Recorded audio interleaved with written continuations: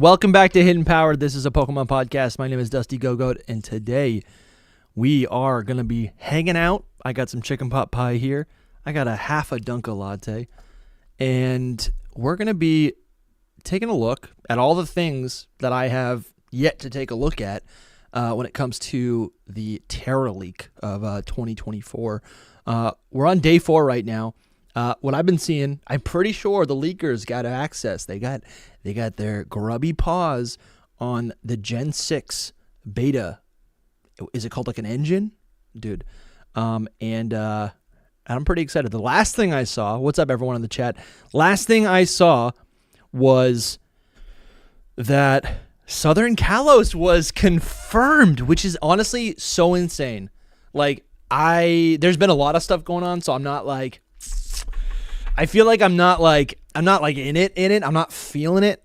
I'm not feeling it, Mr. Krabs. But I think that's what this is all about, right? Like, I think right now, this stream that we're doing right now is just going to be like, we're just going to be chilling in this, right? We're going to be enjoying this. This is going to be a historical document that kind of goes alongside this leak season. That's what this is. This is a documentary of day 4 of TeraLeak 2024. So that's what we're doing today. I think also we're probably going to record some videos live on stream, some first impressions of the Gen 4 beta sprites, the Gen 5 beta sprites. Heck, I even saw a couple Gen 6 beta sprites, so that's awesome. Shout out to Birdkeeper Toby in the chat. Hope you're having a good night. Jark's here. Jackson Fuller is here. Subarashi's here. Suba, I almost put your original dragon art in the thumbnail, but I thought, I don't know if I like, not your art's sick, but I don't know if I like the design of the original dragon. So I was like, Epic Randomness is here. Brendan Crutchfield's here. I already said Epic Randomness. Lex Luthor's here. What was he? We got the Rogue Emerald. What's up, dude? I'm waiting on a pizza bowl at the moment. Yeah, dude, get your pizza bowl. That's awesome. Char Civic Valley's here. Shout out to you. Who else is in the chat right now? And I know I was late. Yo, Professor Kauri's here. I was on the phone with him for about an hour today. What up? Let's see. Mac Drone's here. How are you guys feeling? Yeah, D Sampy's here. Hayes is here. Oh, there's the OGs.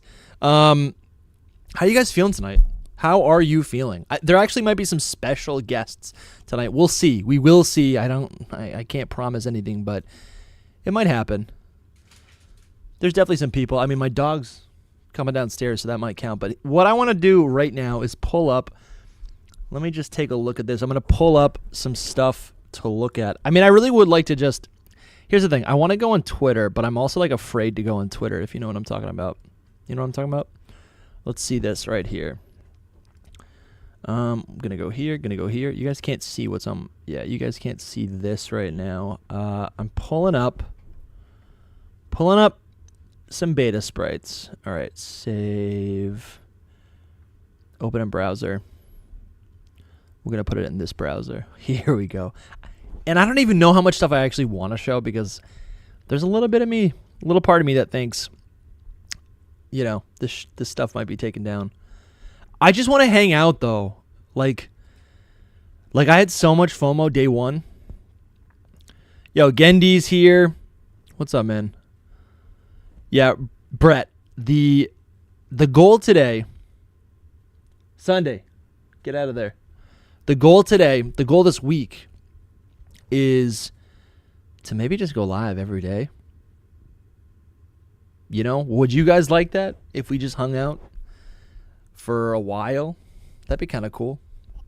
I'm going to take a, listen, I was rushing here. That's why I was late. I got a little bit of coffee there. Hold on. Just give me a second. Hold on. We're doing something right now. Okay.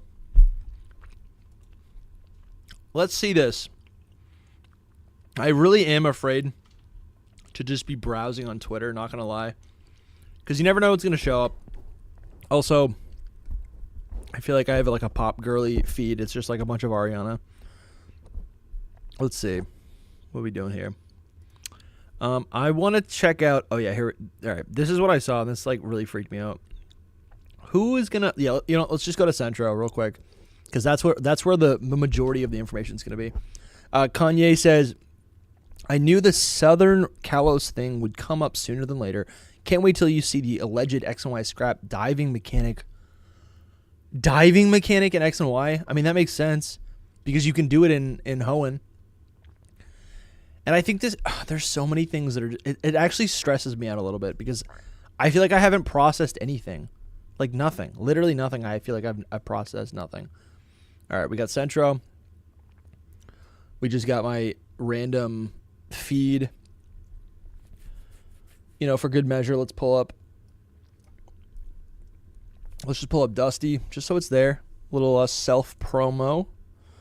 Here we go. All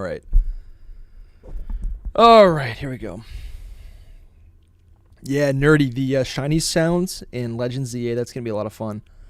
The whole, thing about, man, Scarlet and Violet really was not that great. I mean, listen, there's some good things about it, but the fact, I heard today that the shiny sounds were going to be in Scarlet and Violet and were taken out because the game just, with that one mechanic performed so poorly that essentially you would get a shiny encounter, hear it, feel it, want it, and then it's just nowhere to be found because it could be under your feet. That's kind of insane and would be super annoying. All right, let's see what we're doing here. I've also been talking to Lutu quite a bit, and I want to pull up his page as well because I feel like this is what we'll do. We'll read a Centro tweet and then we'll go to Lutu and just fact check it real quick. That sounds fun, right? Okay, let's see. This is insane. This is actually going to be so much fun. Holy cow, this is going to be so much fun. And I saw this is going to be fun. X and Y dev docs, possibly including concept arts, coming soon, so stay tuned. This was 1 hour ago. Dude, that's cool. The concept of concept art is really fun because it's nice to see where the creators are at when they're thinking about things, because you can't just make something. If you want to make a believable fantasy world, right? If you really want me to believe that something fictional is real, because that's the thing. Like Winterfell right now, right?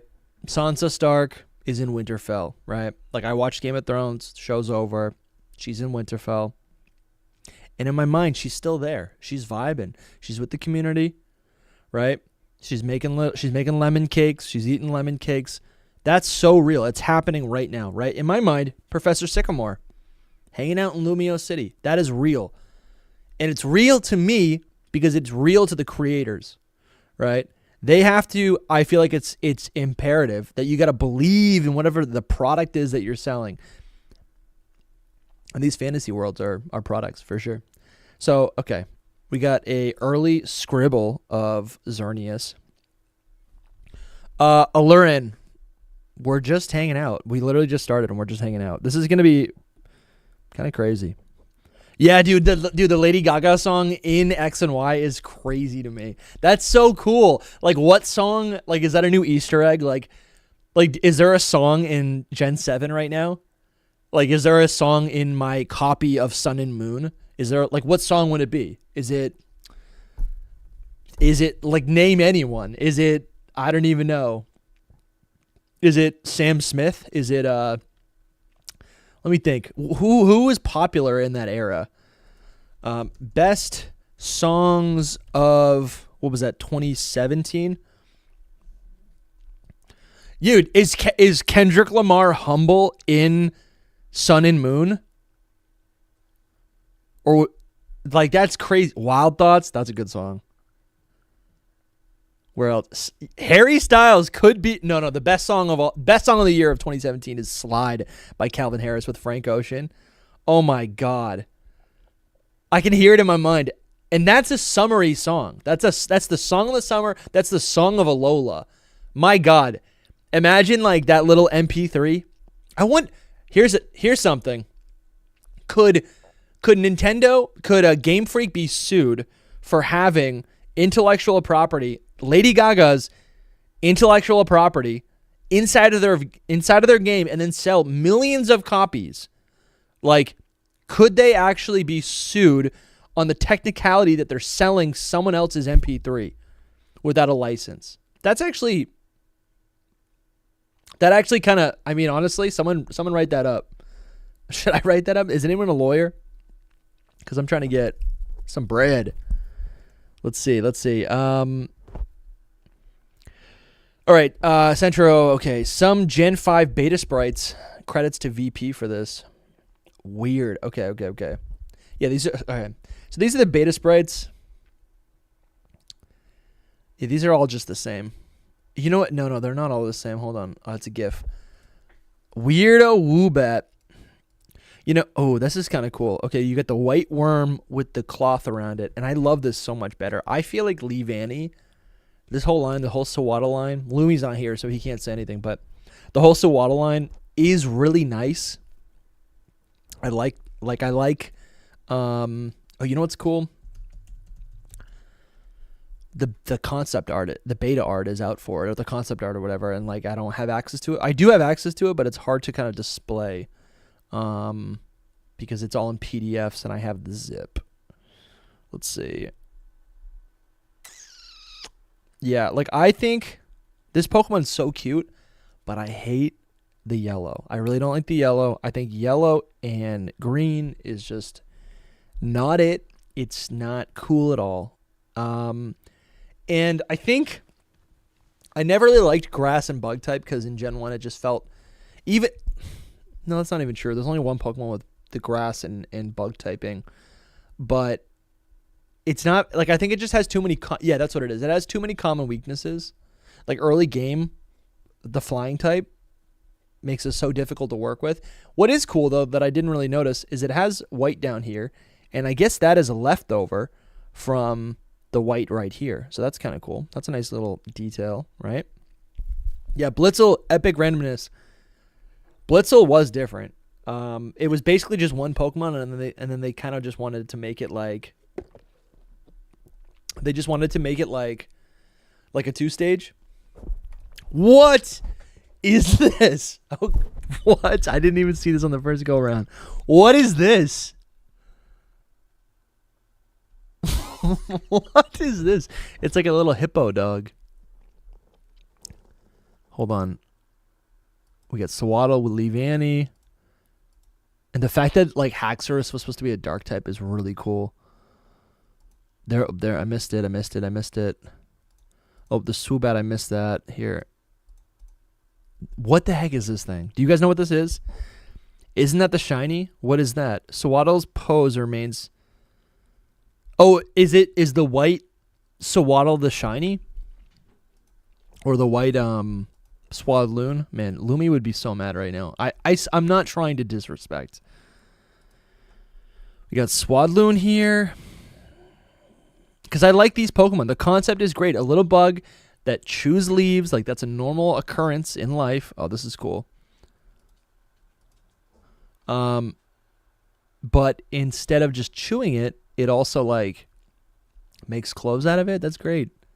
Oh, it is the shiny. You guys are right. Wow, that's actually really nice. I love that shiny. Because I've seen Sawaddle's shiny, and I don't think it's that good. I think it's, like, more yellow. It's, like, dark. It's, like, golden. Oh, it's actually really good. This shiny is really nice. Holy cow, this shiny is so nice. This is a really good shiny. Let's see. Yo, what's up, Egan Media? That's a Looney Tunes rabbit. Yeah, the beta legendary theme. I haven't heard that yet. We could maybe play a little bit of that. Yo, Gendy. Gendy just gifted 5 Hidden Power podcast memberships. Guys, all right, we got... thank you so much, Gendy. Thank you so much. And welcome, Frank Merchant, Kanye, Brett Knight, Austin Burnett, and JMez89. You're listening. You're kind of lurking, but you're listening. And I just wanted to let you know that you are officially in the Hidden Power universe. You now have access for the $5 that Gendy has just gifted you for a month. You now have access to over, I think there's like 25, there's over 20 secret power episodes. These are bonus podcasts. You can get those right here on YouTube. Actually, yeah, that's actually how you get it. But if you wanted to, for anyone else who's listening, yeah, let's get some stars in the chat. Anyone else who's listening, you can also you can get these perks on Patreon as well. But now you'll actually have access to the secret Discord. You can take a peek, check that out. And there is also, I think you also get discounts for the merch, and we're running some dope merch right now for the Halloween season. Let's see. This Sawaddle is so cute. I actually really like this shiny. You guys see my dog right now? Yeah, this shiny is so good. I don't know why I never noticed how good this shiny is. I really miss the Gen 5 sprites, man. I really do. Yeah, dude. Things pretty good today. Thanks for asking, Dusty. I hope you're doing well. The leak stuff is nuts. My dog's itching at the wires right now. Let's see. Yeah, so what I wanted to look at was maybe it's Lee Vanny that doesn't have a good shiny. Cuz I feel like, and what we're looking at right here is there was a beta version of, or at least a beta, it was a sprite from the beta version of the game that had Sawaddle as, like, its skin was white, but it still had like green leaves on it. And I'm curious what this shiny is, because someone said it's shiny as white. Okay, so this is what I'm thinking about. The final Lee Vanny is kind of mid. It's not good. It's really not good. And I don't know though. Actually, it's funny I say that. In new games, its complexion is a lot darker. I think the leaf being a different color is not bad, but I don't know. I think it's just a miss on the shiny. In Gen 5, it's actually not bad. Anyways, okay. Yeah, what's good? Yeah, so Lee, yeah, there's a lot of juice today. A lot of juice. I'm just going through it. I haven't seen any of this right now. But okay, these are just some Gen 5 beta sprites. They just basically look like different versions of the other Pokemon, except for this one. This one looks kind of nuts. This is Zoroark, but it's still pretty. It's just a little bit different. Dude, Zoroark looked crazy. This is actually like Baby Cubchoo. Crazy. That's actually so much different. This is actually so much different. Let me take another bite. Hold on. But yeah, what is your favorite thing been in, like, out of this leak so far? Like, what is your favorite thing been?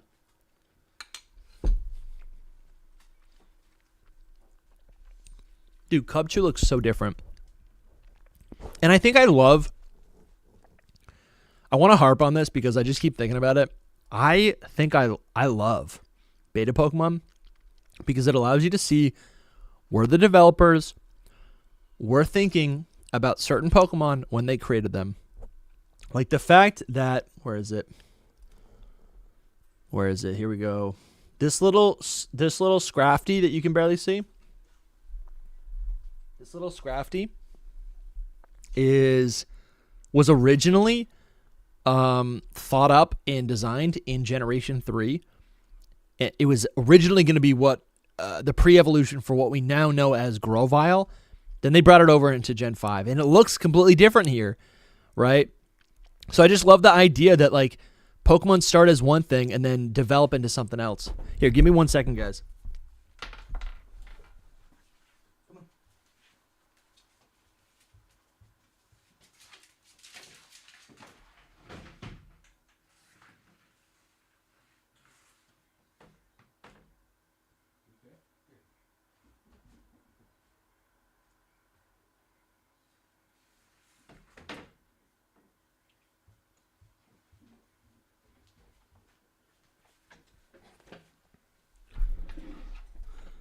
Yo. Oh, okay, hold on. All right, where are we at? All right. Yeah, so these Gen 5 sprites are kind of insane. Yeah, so, all right, let's go back to Centro. All right. Like, what is this? I guess it's just like a placeholder. Man, Swoobat looks so much different. I don't know why Swoobat... Again, I think Gen 5 misses with a lot of the colors. I think Gen 5... I feel like there's some Pokemon that just feel so iconic, and there's a lot of Pokemon that feel...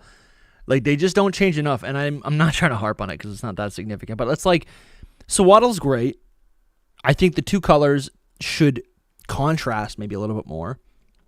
And it'd be kind of cool if Leavanny, as the final stage, if Leavanny actually looked different to showcase that, okay, its first stage collects the clothes. Its second stage, it kind of binds with the clothes.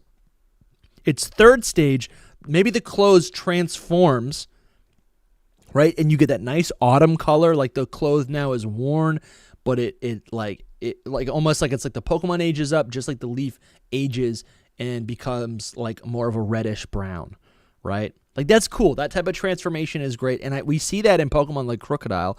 I'm down. I like that. I like that a lot. All right, maybe we've seen all these already. Yeah, we missed the Zebstrika or whatever the zebra Pokemon, but I think it's essentially they basically just had one Pokemon and then they said, like, we need a zebra Pokemon. Great, let's make a zebra Pokemon. Let's turn it into two different Pokemon, right? I think that's kind of what happened there. Oh, here's some. What is this? Looks like they originally planned for Heart Gold Soul Silver to have a distinct exterior element based on their type. That's really nice. That's really nice. And just so it doesn't go lost, because I kind of got a little distracted, but Gendy, really appreciate the support, man. The continued support. Yeah, man, you make this show possible. This is really interesting. Yeah, we have Ghost type, Flying type. I like this. I don't think this exists in like any other. It probably something similar to this probably exists in Gen 7. Gen 8. I feel like it could exist in Gen 8. Probably not.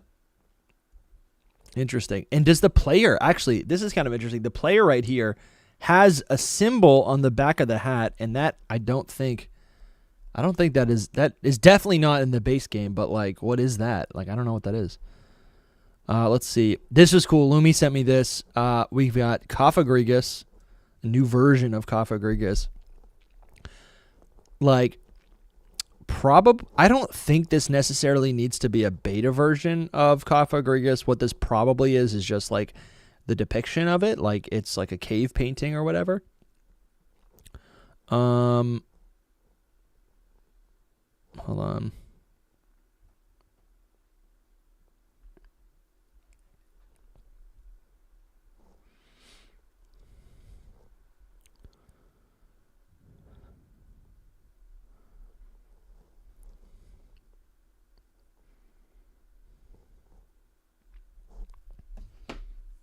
Oh, man. Let's see. What do people have to say about this? Oh, I just saw some X and Y stuff. We got to get to that. Dude, this is crazy. This is so cool. I've seen a ton of this, and I love it so much. Dude, people sleep on Cofagrigus. It crawls like a spider, and it's so scary, and it's got little feet. Look at this Pokemon. I think this Pokemon is so cute. This is iconic. People don't understand how great this Pokemon is. It's got the floating hands like Haunter. It's so good. It's not some weird, crazy thing. It's like a mummy, dude. People, like, how iconic is that?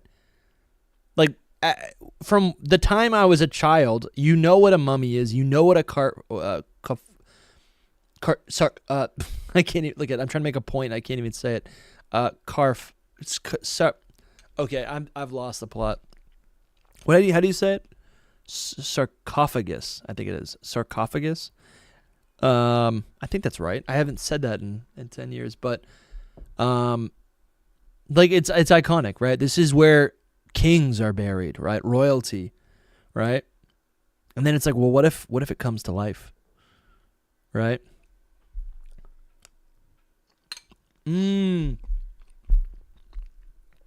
Jark. Great point. That cave painting or whatever is proof that Runerigus came first. That's a good point. Yeah, Sarcophagus. Yeah, there it is. I think I was doing the thing where it's like when I see something about like a primate, I think about I like in my brain say Primeape, the Pokemon. That's one of those things. Like the other day I was like, oh, that's a baby duck. It's a ducklet. And then I was like, is that actually what it's called? Is that actually what a baby duck is called? Or is that just Pokemon brain? Look at this art, dude. This is so cool to see. Like, this makes me so happy. Yeah, this is nuts. Okay, so it was initially... All right, so this is this is a cross-reference, the cave painting of Cofagrigus compared to the cave painting of Volcarona. So it was initially supposed to be a Cofagrigus encounter. Seems much more fitting for a relic castle than a moth, but happy they changed it. Oh, interesting. Yeah, Jark was saying that if it's on the wall, this was the original Runerigus. And then... Yeah, and then it's like... you know, that cave painting or whatever is basically... Yeah, that is basically the beta version of Runerigus. That's cool. Interesting, yeah. Okay, so that's really cool. But then then I guess they were like, you know what? That's actually insane. That Cofagrigus was originally going to be way more legendary feeling than... And then it was like, where the heck did Volcarona come from? That's actually so cool. That feels like... That's some validation right there. That's definitely some... That's some huge validation. I like that a lot. We got 183 people in the chat right now. That's actually kind of insane. If you can hit the like button, it's free. If you like Pokemon podcast, this is a live stream right now, but we do release weekly, sometimes 2 times a week podcast on Pokemon speculation, lore, theories, rumors. So definitely subscribe if you're new. Appreciate you being here. Yeah, this is honestly so sick. This is such like validation for Cofagrigus. I love it. All right, let's get into some. Maybe I'll refresh real quick, but let's get into some X and Y information.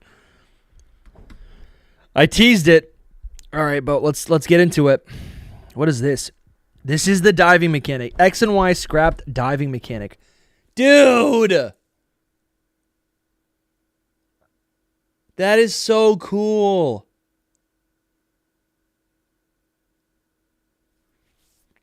This is very different from past gens, and you don't go to a different area when diving. Seems it could have returned like an HM or sort of to skip obstacles, maybe. Yeah, maybe it returned as like a TM. Maybe it's like a rock smash, right? Like you don't need, or flash. You don't need it, but you know, it's pretty helpful. This is so cool. This is actually one of the coolest things. Because I just feel like something else I've seen, and I think it was low-key not real. But I saw that like a lot of people were, I think I saw something where they were considering some like aspects that were in Gen 6. It might have been fake. I think I saw that Megas were originally supposed to be in Gen 5. That's what I heard. I think it's fake. But diving returning in Gen 6 feels like, because it's like, okay, I'm sorry. What I'm thinking about is the relic, not the relic castle. Yeah, the relic castle, the sunken relic castle, right? In Unova. Yeah, the relic castle. No, not the relic castle. I'm sorry. What am I thinking of? Sunken castle in Unova. The Abyssal Ruins, of course. The Abyssal Ruins in Unova. Can you guys see this? Here, hold on. Hold on. You should be able to see this. Oh, there we go. Nice. Okay, great. Here we go. That's a little bit better. The Abyssal Ruins in Unova is... Yeah, that's like... That's like, you can only access that. I guess there is dive I'm sorry, I'm getting this all mixed up. So the Abyssal Ruins are in Gen 5. You can dive, but there's really nothing to do, and I think that's the part that I miss the most. And in Gen 6, that kind of, I mean, if diving mechanics were supposed to still be in Gen 6, I mean, that's cool. But I wonder if you could still do something. But it says right here, this is very different from past gens, and you don't go to different areas when diving. However, I would say, you know, this is obviously not final, right? This is a beta. It's an earlier version of the game, right? So you really could maybe wonder, okay, well, could they have done more if they were able to do that? If Southern Kalos was able to be in the game, right? What more did they want to do in X and Y, and how much of it got carried over into Sun and Moon, which is crazy because, you know, Sun and Moon, or maybe it was just Ultra Sun and Ultra Moon, but whatever game had the Zygarde plot, like that plot was probably supposed to be in this original X and Y in Southern Kalos. There was probably a whole thing there that they just were never able to get to, which is actually insane. And the thing that kind of bothers me, but like it feels like a missed opportunity in Sun and Moon. The thing that bothers me is that, like, you can island hop, but you're limited to how you can, like, there's a limitation on how you're able to travel between islands. And I feel like something that a lot of people don't appreciate in Hoenn is that you're able to travel and explore all of the areas, right? You can catch all the Pokemon. There's trainers to battle. There's this is what I'm getting to. There's areas to dive to. You can travel underwater in between routes. When you go from is it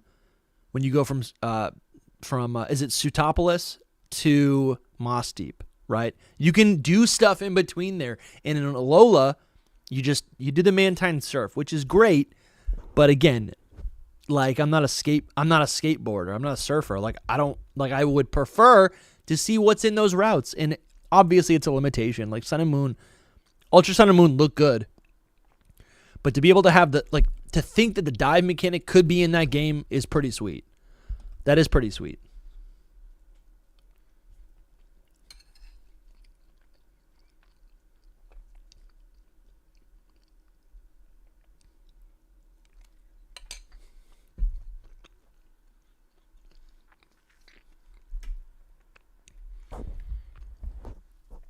Here we go. So, oh my God. Wait, we have Sun and Moon information? Sun and Moon storyboard. What?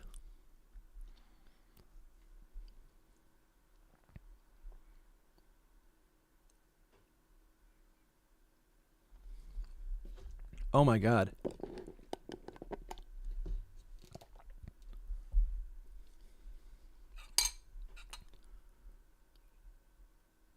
Just talking to Lily. Main character talking to Lily.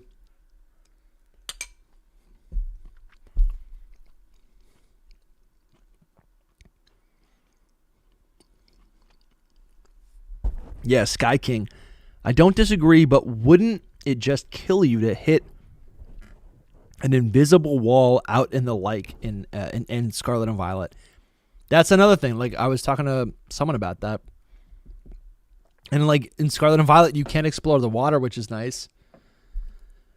But you just hit a wall. Like, that's not very immersive.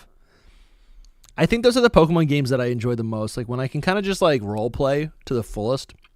That's what I like. Pokemon X prototype gameplay. Yeah, I've seen this. Oh no, I did not see this actually at all.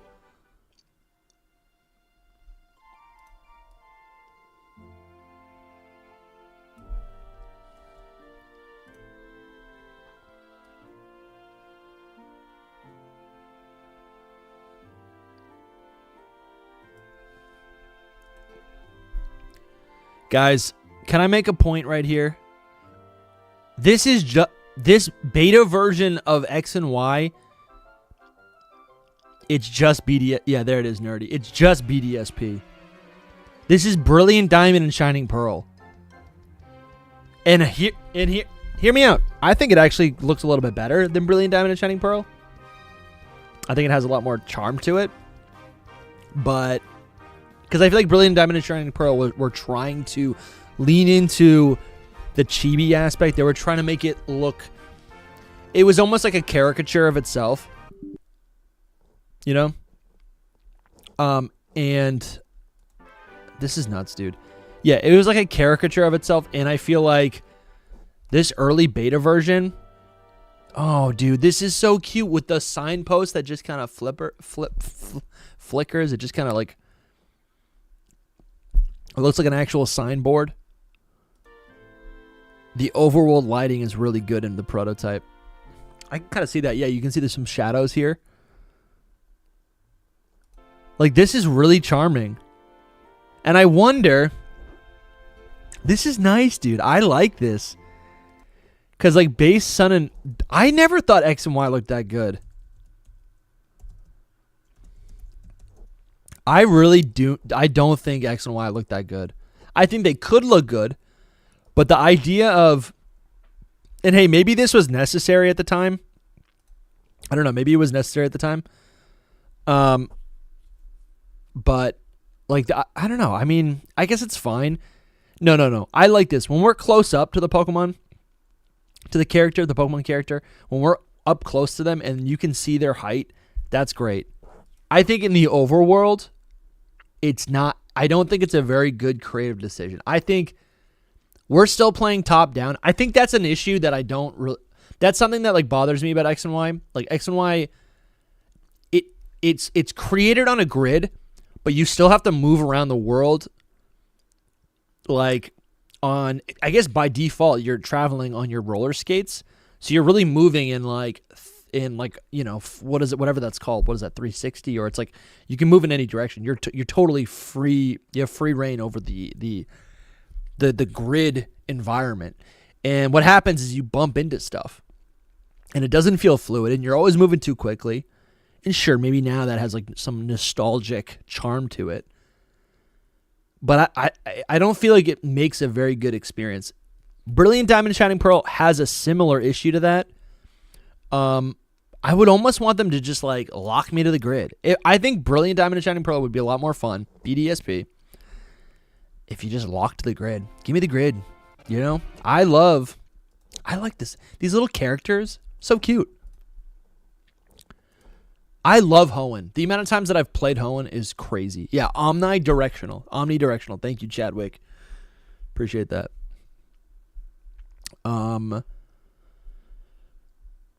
Yo, I appreciate you guys showing up. This is gonna be a fun night.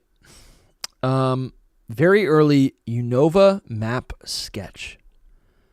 Interesting. I think I did see this. Without taking a closer look, I don't really... Without having a reference, let's see. Let me look up Unova map. Just to see as a little bit of a reference. Okay. All right, we got... This makes sense. You start here, start town. Okay, that's the same. Here, hold on. I got the wrong map up. I got the realistic map, not the... Like the in-game map. Here we go. All right, we're on good old Cerebi. All right, yeah. Starting map, town 2. This is where you get the first badge. Or maybe second? No. Yeah. What's in town? No, town 2 is where you meet. No, you meet. Yeah. No. Badge 1's here. Badge 2 is here. Oh, maybe that's what this is. And then this right here. Okay, so instead of going back down, it kind of goes up. This is this is Castelia, right? Or is it Castelia City? This is why we need Lumi.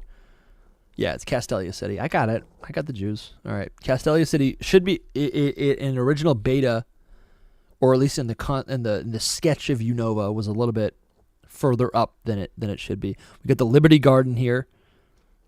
I forget what, I don't even know what this is. Union something.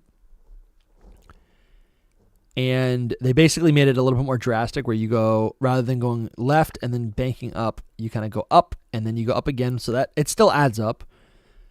Then you cross the bridge because there's all these bridges. You go through the mountains. Another bridge. Now you're in Gym Challenge 8. Elite 4. Interesting. Town, BC or FF. Oh, yeah. Black City, White Forest. Interesting. So that was pretty early on in development. And there's a little post-it note here, which I'm like, what does that even say? This is where, oh, it says summer. Oh, interesting. It says Summertown.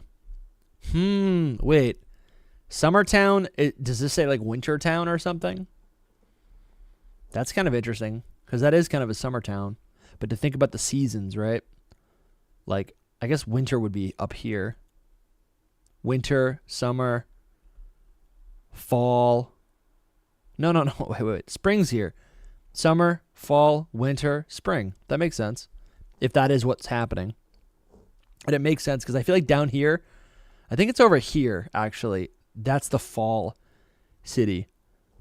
The fall city over here is where you actually get, I think you get, it's where you can get like Dunsparce or like Mareep, like where the farm is.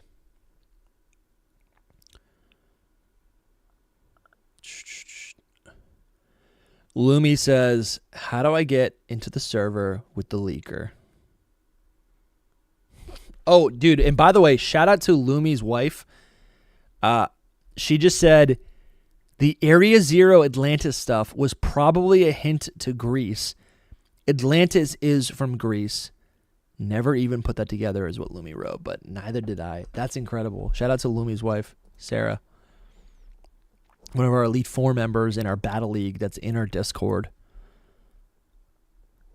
Yo, Poke Talk. The boys are attending to real life stuff. They're here in spirit. Lumi's in the chat. Lumi, why are you not on the stream?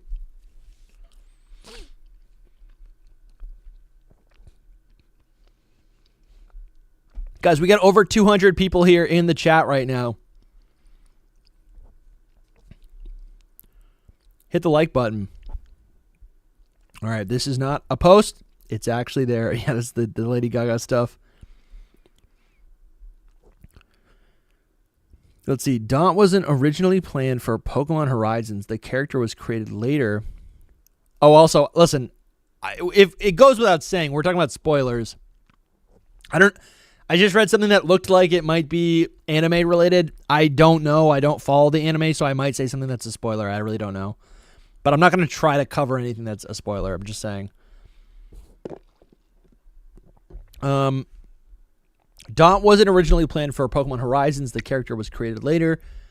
Quaxley originally was planned for Liko or Roy. Also, ShowPro paid Game Freak $11K for the Liko and Roy designs. That's nothing. What? $11K? For like the intellectual property of two characters that are attached to the Pokemon Company? That feels like nothing. That feels like pennies. Beta UI for Pokemon X and Y. Ooh, I kind of like this. That's how it looks, though, I think. I think it looks kind of like that. I do like this music.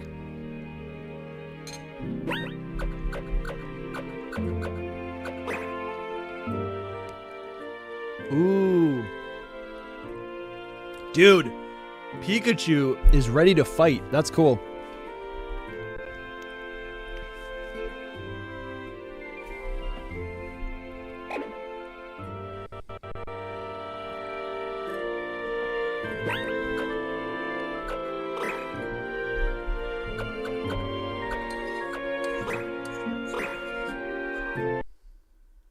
Interesting.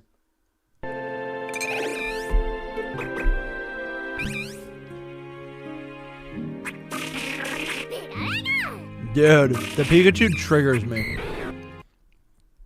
It's like way too much on the dot.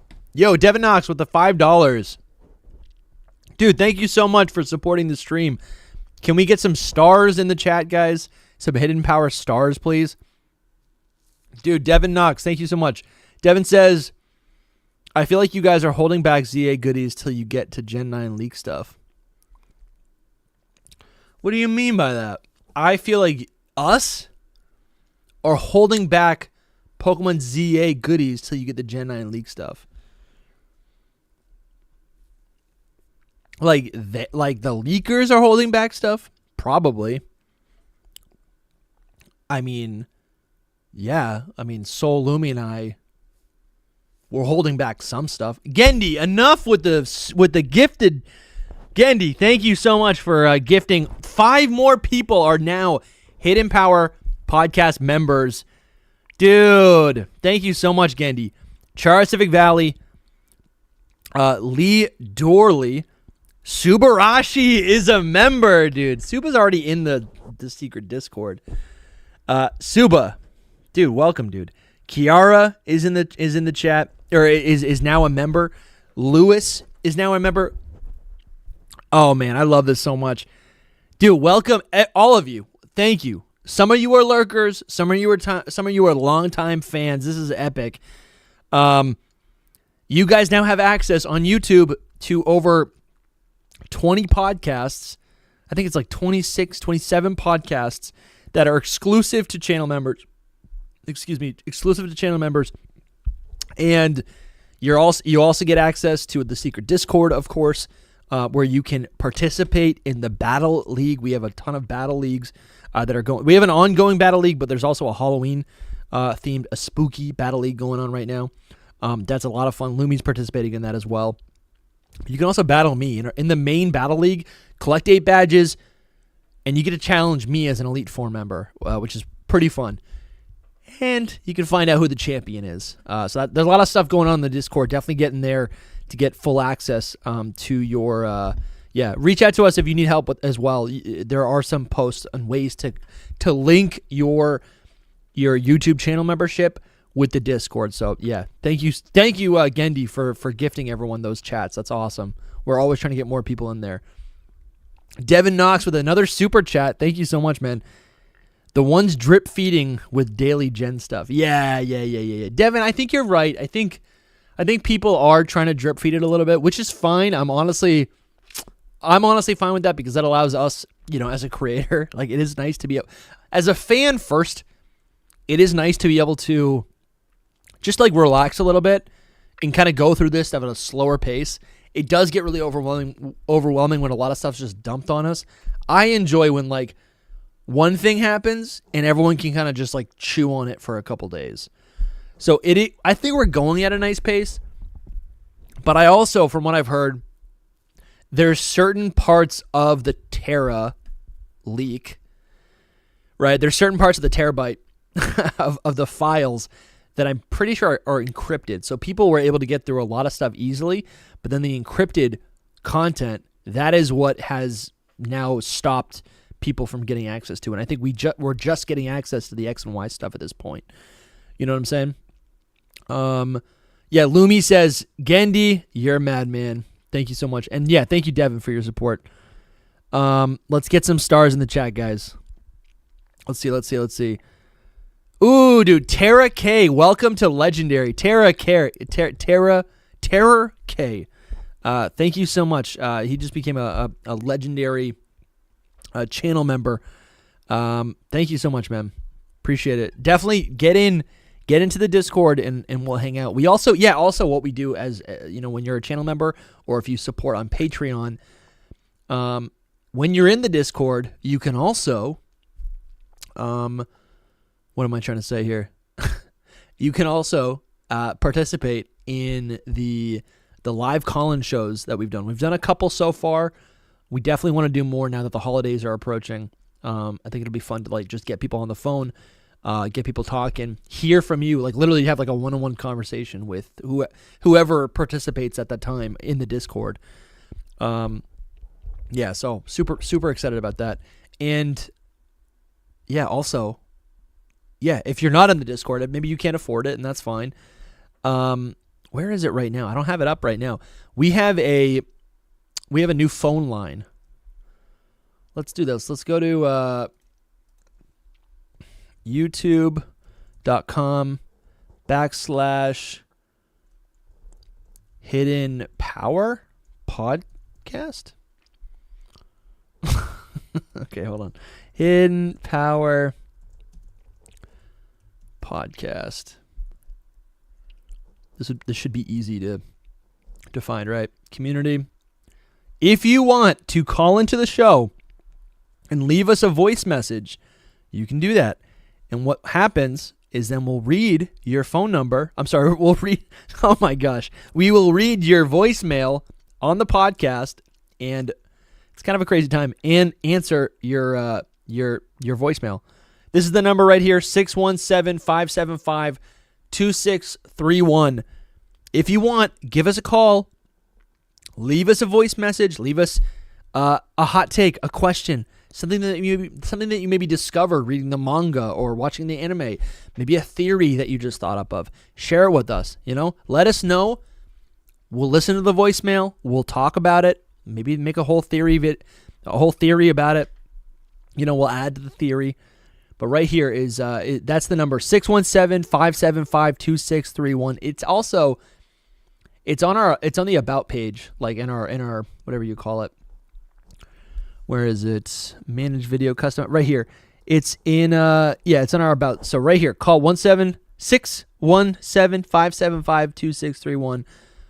It's always here. If you want to call later, it's right here. Just want to plug that because I want to get some more numbers in there, Tera K with the $20, dude. Thank you so much.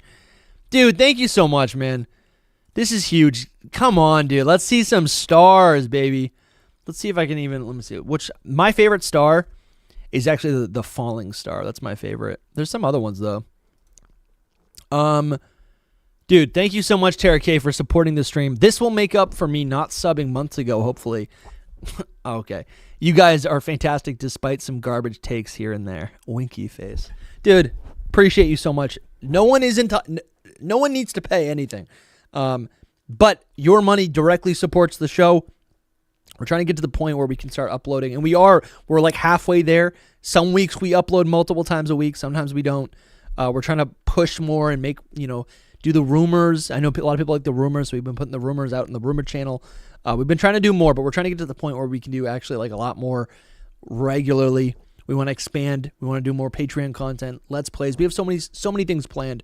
Also, the more the channel grows, like if you're not subscribed yet, the more the channel grows, like I feel like there's some creators who we're trying to reach out to. Like we've worked with some great people, Loxton, True Green 7, Birdkeeper Toby, A-Drive, Steve from the Pokemon podcast. It's super effective. We've worked with some really great people. Anyways. But sometimes if we don't have, I feel like if once we hit 10K subs, I feel like some creators might be like, okay, these guys are serious. And then they'll consider working with us. So if you can subscribe, but listen, I'm literally just plugging the show. I'm not trying to do that. It just kind of turned into that. Thank you so much, Tera K. Hope to see you in the Discord. And thank you, Gendy, for the support. Thank you. All right. Oh, Nerdy just subscribed yesterday. I do like your vids. Thank you. All right, let's get back to this. Beta UI, unfinished Tierno. Animations is so funny. They're unfinished. What does he just do like a backflip?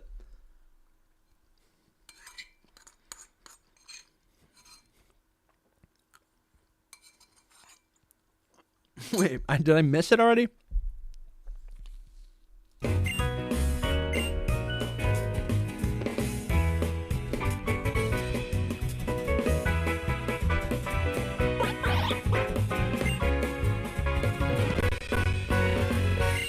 Dude, the slow-mo is crazy. Maybe it's my computer. Dude, I got this Wi-Fi, and it was working so well. And then I got 8 months in, and for some reason now it's just slow. And I'm like, would you slow down my internet? What the heck? I'm in a 3-year contract. They got me. All right. That's not working. Hold on. Is this it? Pokemon X and Y build starters choosing Pokemon leaks. Game Freak leaks.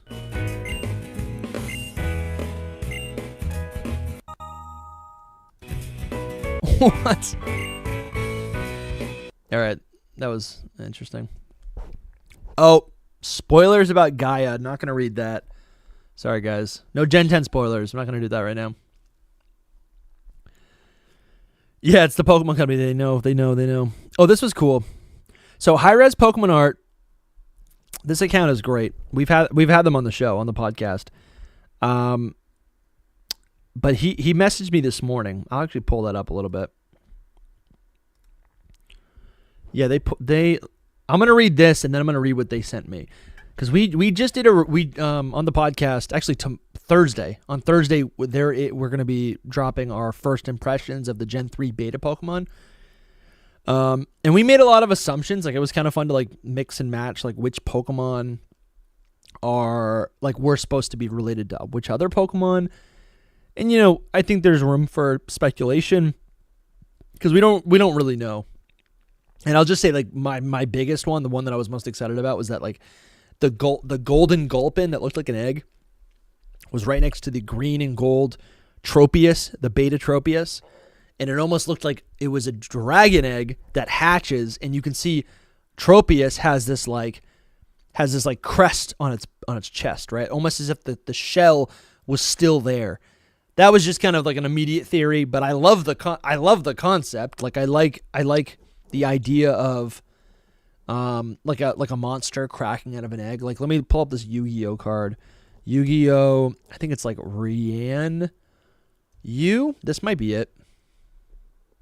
No, that's Ryan Yu. That's not what I wanted. Sorry. Is it like I'm literally just doing Ryan. Rian Ru? Something like that? Yes. It is, dude. It's Ryu Ran. That's what it is. I was pretty close. All right. This creature is like what I'm like. I wish Togepi evolved into this. Like, how cool is this? The concept of like this egg, and there's like it just hatched, and there's a little beast inside. Like, I think that's so cool, right? Yeah, the egg looks like Pharaoh seed, perhaps.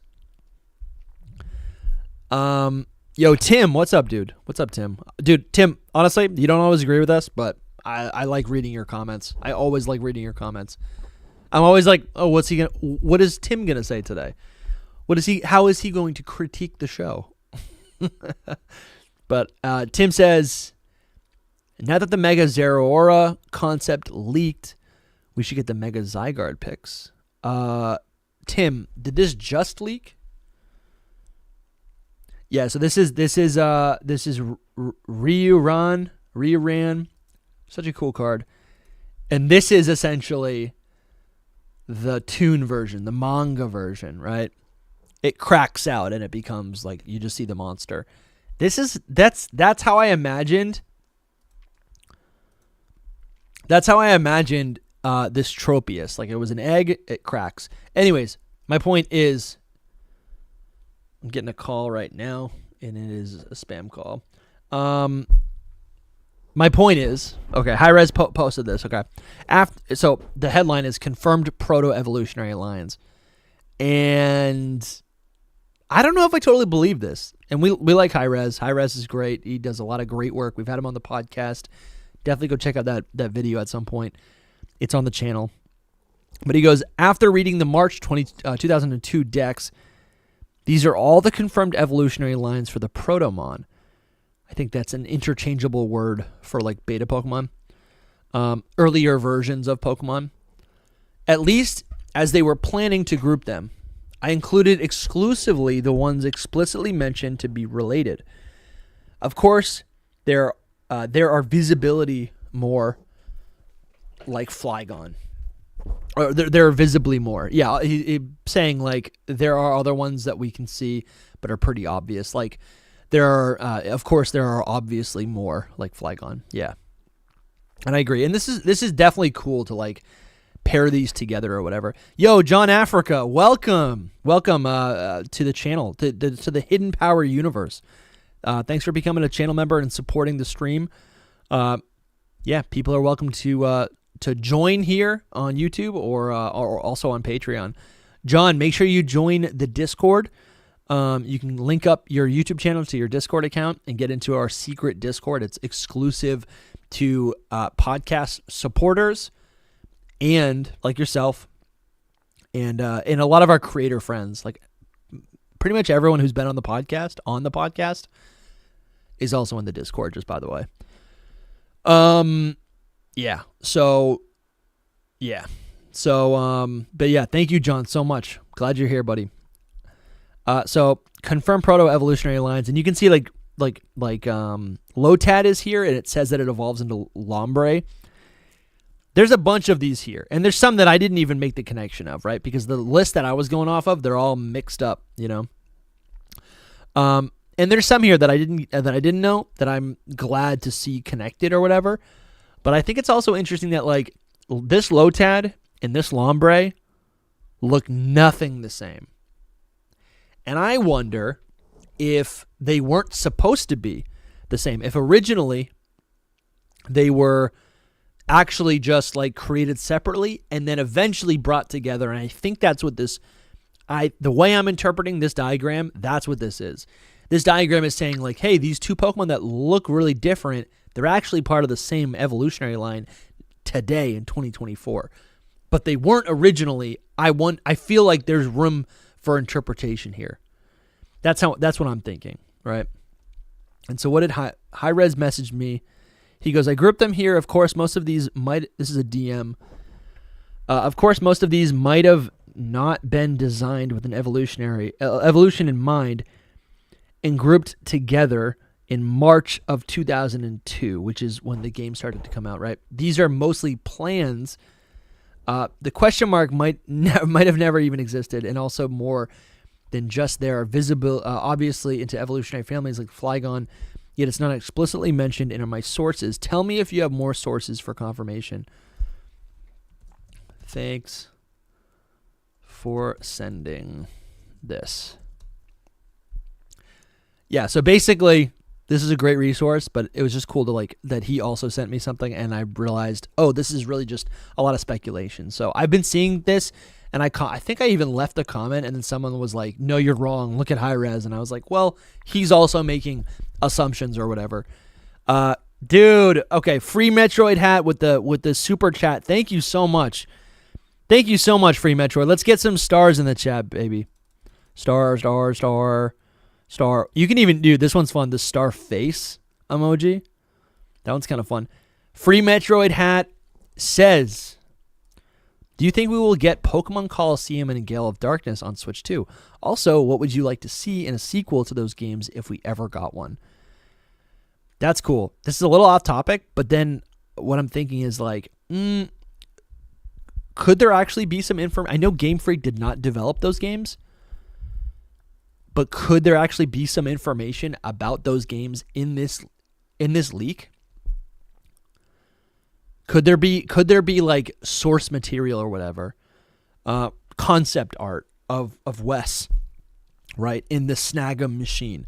Could that actually be a thing? To answer your question, do you think we will get Pokemon Coliseum and Gale of Darkness on the Switch 2? I guess so. Those came out for the GameCube. The GameCube, is the GameCube on the Switch yet? Are GameCube games on the Switch yet? I'm wondering. I guess I can look it up because I'm streaming right now. Sorry. I'm used to doing this podcast with two other people. So when I asked a question, someone would respond back with the answer. Sorry, I just like waited for chat to audibly respond to me.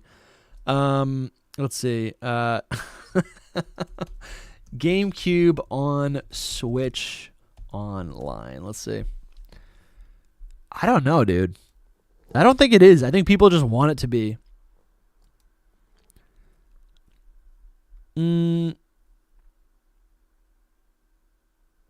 I literally have no idea. NSO expansion pack? I mean, I don't even have my Switch down here.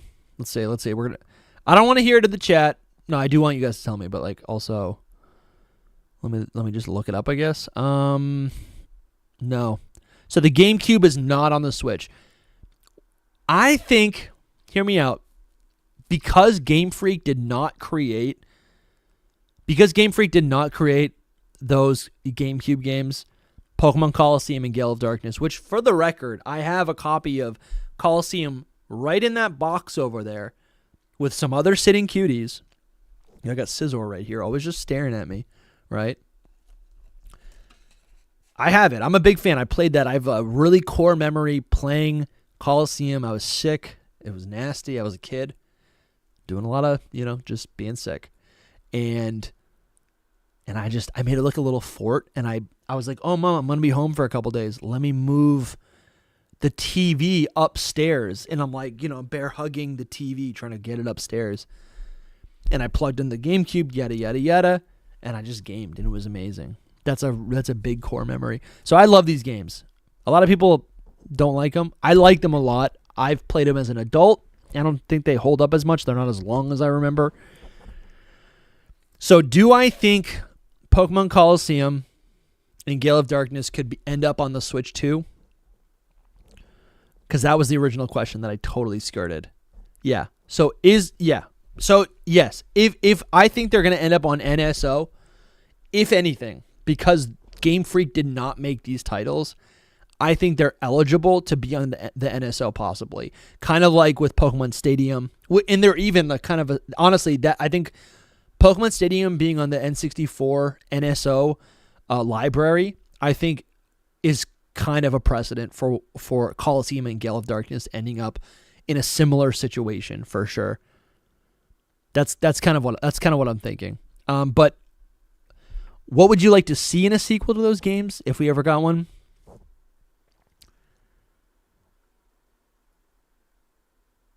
I guess just really just like a modern expansion. I would want to see a modern expansion of that world of Ore, right? I feel like it looks like a big region, but most of the areas that you travel to, one, you can't travel in between, literally. You have to fast travel between areas. And two, most of the areas are just they're barren wastelands, and they're not even that big, and it's mostly just buildings. I feel like you spend most of the time in buildings. So if they can flesh out the outside area and have us actually encounter wild Pokemon and make it make it a Pokemon game. Make it feel like Pokemon Sun and Moon or whatever, right? I think that's what I would want to do. And obviously, I just got back from Wyoming, or the region of Ore is based on, from what I've heard, Arizona. And there's some beautiful things out there that I feel like are not brought into the game. So that's what I would want to see for a sequel. I just saw Lumi predicting me talking about ports. I didn't even say ports. Did I say ports? I don't think I said ports once. I did mention it, but I did not actually say the word ports until I read your comment. So just for the record, he's gonna say the thing. Yeah. So yeah, these things are cool. Let's see. All right. Let's see. Someone just mentioned Tim was talking about, and I didn't read a follow up. If he even gave a follow up. Bruh, you can't be tweeting Spanish. I can't read it. Yeah. Yes. Should I just drop the link? I'll be like, yeah, I'm streaming. Copy. Close.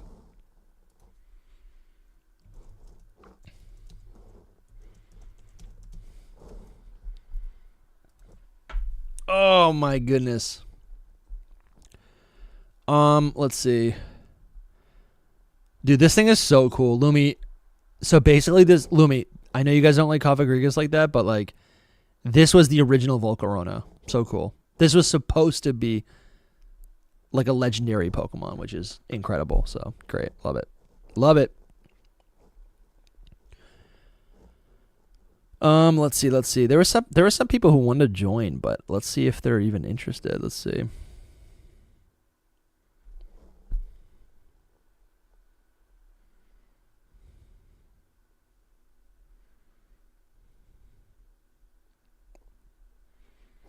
Let's see. Someone might be joining soon. We'll see.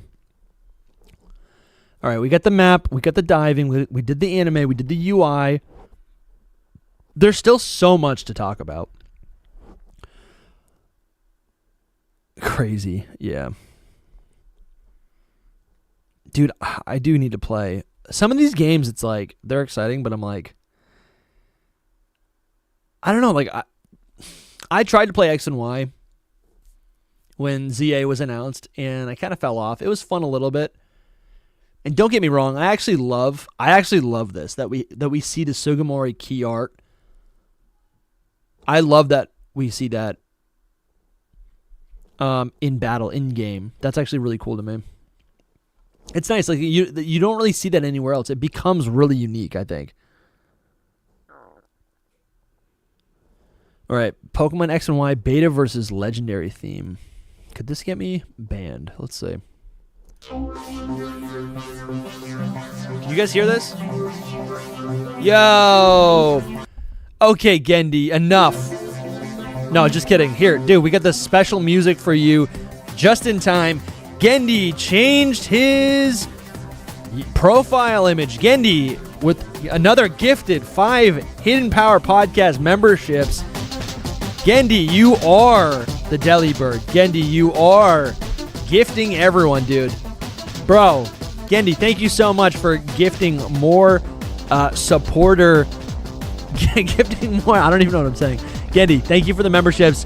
Nerdy Seb is now a member of the Hidden Power universe. We got Richard Hutt, Sheev Burger, Whadia, Yeah at Zero Man, and Ketske. All have been gifted memberships by Gendy. Thank you guys so much. Make sure you join the Discord. Join our battle league if you want. Maybe you get to battle me. Maybe you get to battle Lumi's wife. Maybe you get to battle my friend Bedford's Best. You know, this music slaps. So this is legendary music. Gendy, thank you so much for the continued support. Yo, what's up, Toby? Yeah, dude, we're back. Dude, yeah. Toby's back. We're still streaming. Yo, Centro, are you in here? Centro, are you watching the stream right now? What's up, dude? Centro, 2 years ago, I told you, come on the podcast. We'll have you on the podcast. Who's Centro? Which one of you is Centro? Everyone's saying to join the Discord. Dude, this music slaps, dude. This is crazy.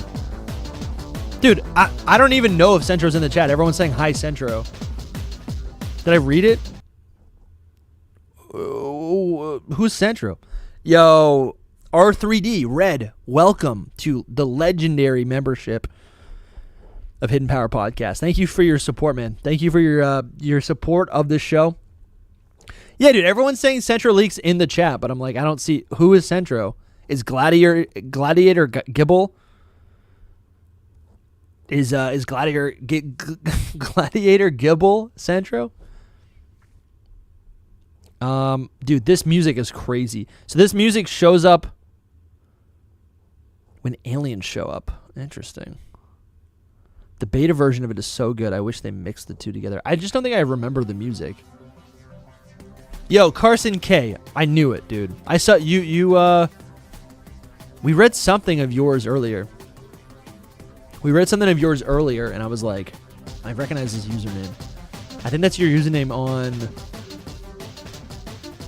on Twitter, I think, right? Yeah, dude. Carson K. Love. Thank you, guys. Thank you for the support. Yeah, make sure you join the Discord. How do you join the Discord? There is, I think, in the community tab. There should be a way. There should be directions on how to do that. Yeah, I think that should solve the issue. Some additional context for this: the names mentioned here for the Sinnoh legendaries, were their actual names during development. Pokemon Battle Revolution even kept those names internally. Oh, we got Battle Revolution information.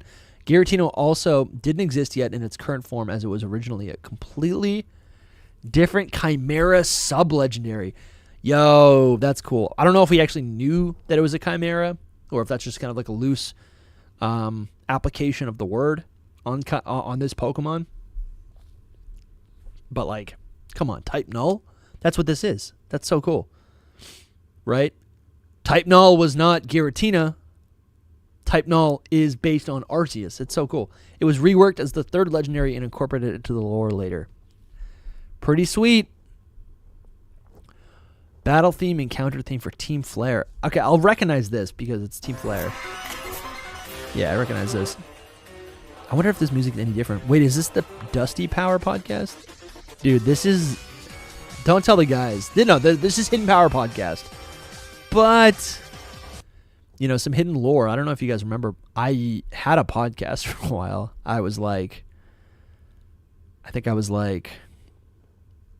Let me see. Let's see if I can pull this up. Where is it? Headcanon. Yeah, right here. And now Headcanon is just me streaming with Jake.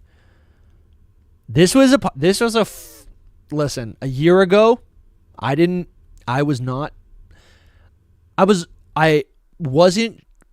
this was like me being like, I don't know if the podcast will continue to grow. We weren't sure. Like, I wasn't messing around. Like, a year ago when we said, like, we don't know if the podcast can exist, right? Because it takes a lot to do the podcast. I was like, I don't know, maybe I'll start like another little side podcast, right? Where it's the Dusty Cast. I called it Headcanon with DustyGogoat, and it still exists. It's still my thing.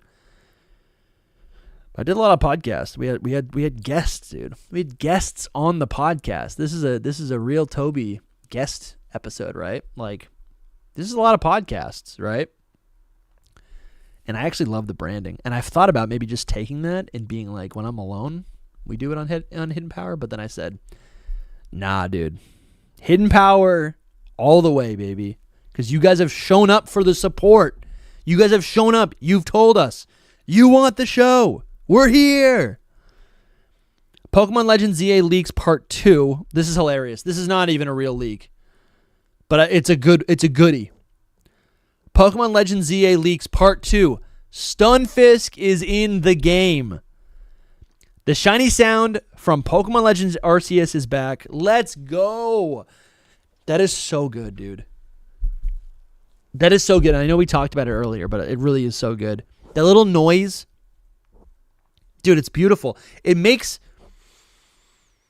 creates suspension in every second, in every moment.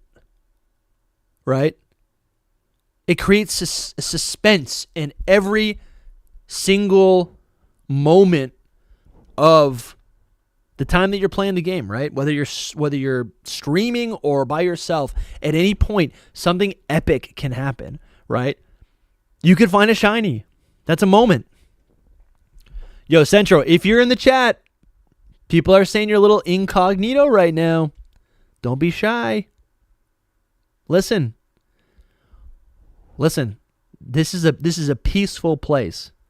The Hidden Power Podcast is a place for all Pokemon creators to get along, to be friends, right? To work out differences. Listen, I've argued with people on Twitter. We've had them on the show. And now we're best friends. And that's what this show is all about. Healing the Pokemon community. Right? Epic randomness. Yeah, I know you did. I know you watched every episode of Headcanon. I remember you. Centro, if you want to be on the show, just hit me up on Discord. And let's be friends. You know? Let's see. So apparently why Stunfisk is mentioned because that was what the leaker found at full odds. Interesting. That's kind of hype. Man. That's kind of hype. So I guess I still don't know where Pokemon are going to show up in Lumio City. Like, where are they going to show up? Like, where are Pokemon going to show up if it's all buildings? You know what I'm saying? Oh, guys, they're talking about us right now. They're talking about us. Look at, what are you doing during the leaks? Come hang out with me. Hola, Dusty. Hola, Centro. Hola, Lumios. Bro, we're friends. Come on the pod. Just for clarity. Let's see. The leaker is planning... Oh, did I read the last thing yet? The leaker says the game was very enjoyable, even with the lag. And that kind of scares me. The lag really does scare me. However, what brings me back to peace and to equilibrium is that this is like the leaker has access to an early version of the game, or right? So like it's not going to be polished. And when we actually get this thing, right, it's going to be smooth because it's probably also going to be backwards compatible on the Switch too. And maybe there might even be some upscaling. It might be really sweet. You know what I'm saying? I think it makes sense. Yeah, I don't know. The leaker says the game was very enjoyable. I can only imagine it's enjoyable. I can only imagine. Like, this game is going to be great. And it might not actually be that great. Like I don't know. I just feel like whether the game is in the past, whether the game is in the future, you know, I think what will be really nice to do is to relive the Kalos region, which is a region that I do like, from a different point of view, to contextualize all of these characters that we love, these areas. It's not really areas, plural. It's really just Lumio City. But I'm really excited to play this game. I think it's going to be really exciting. I think one of the issues with Arceus is that the game's a little muddy, and I think this is not going to be as muddy. I feel like if they have the same engine, they go, let's just give it a tweak. I also think the primary other issue with Arceus for me is the dex size and the amount of Pokemon you can interact with in the game, and like capture, right, and train. And I think this game is going to do a better job at that. I think we're going to have, epic randomness. My expectations are high for some reason, and so are mine. I really think this is cool. I think another thing that makes this game so exciting is that it feels like something that we've been anticipating for a decade. It is. It really is. It's a Z version, and we really have been anticipating it. And because of that, expectations can kill you. So just don't do expectations, kids. I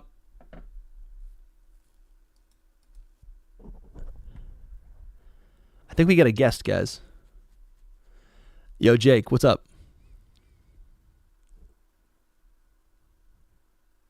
You there? Can you hear me? Hello? Hello? Hold on. Disable? Hello, can you hear me? Wait, hold on. Yo, we just got a new super chat by Devin Knox. Devin, thank you for the support of the stream. I think Lumiose may be the name of the region and changes to Kalos later. That's pretty cool. So if it's like in the past, Devin, give me 1 second. Trying to get Jake on right now, and something's happened. Hello? You there? Jake, talk. I can see your face. Hold on, Devin. Hold on. We're trying to do something right here. Guys, I'm talking to myself. Jake's making me look crazy right now. I'm talking to the dog. Here, hold on.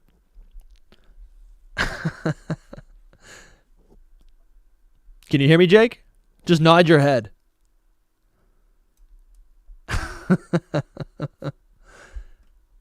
Yo, Jake's doing a CPU reset. He's gone. All right, Devin Knox. Yeah, I think Lumiose may be the name of the region and changes to Kalos later. I really do like that idea.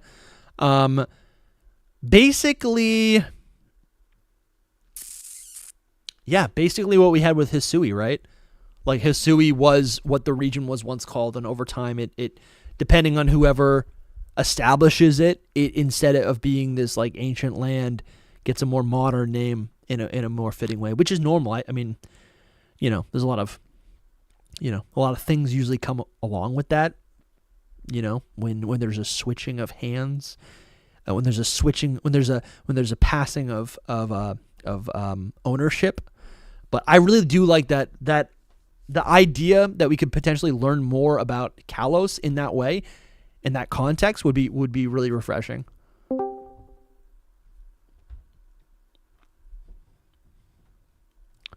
Yo, what's up, Noivy? Noivy's here. Good to see you, man. Yeah, Jake's head. Yeah, he's inside my mind. Here, I'm gonna do. I think I might have to even change up the layout a little bit. So that's a thing. Let's see. I'm gonna do full. Yo, can you hear me? Yes. I think. Okay. What's up? How you doing? Can you guys hear Jake? Doing good. Good. What is up, man. everybody? Dude, how's your night going? You were doing the dishes earlier? I was doing the dishes. We were Nice. playing. Sarah and I were playing a board game. We were playing. Oh God, the name's escaping me. It's all about trains. You're setting up trains across the map. Ticket to Ride. Ticket to Ride. Ticket to Ride. Okay, great. Ticket to Ride. Dude, I was doing a little bit of Settlers of Catan earlier. Oh yeah, that's a big nerd game. It's such a classic. Yeah. I think I like it because it feels like a video game.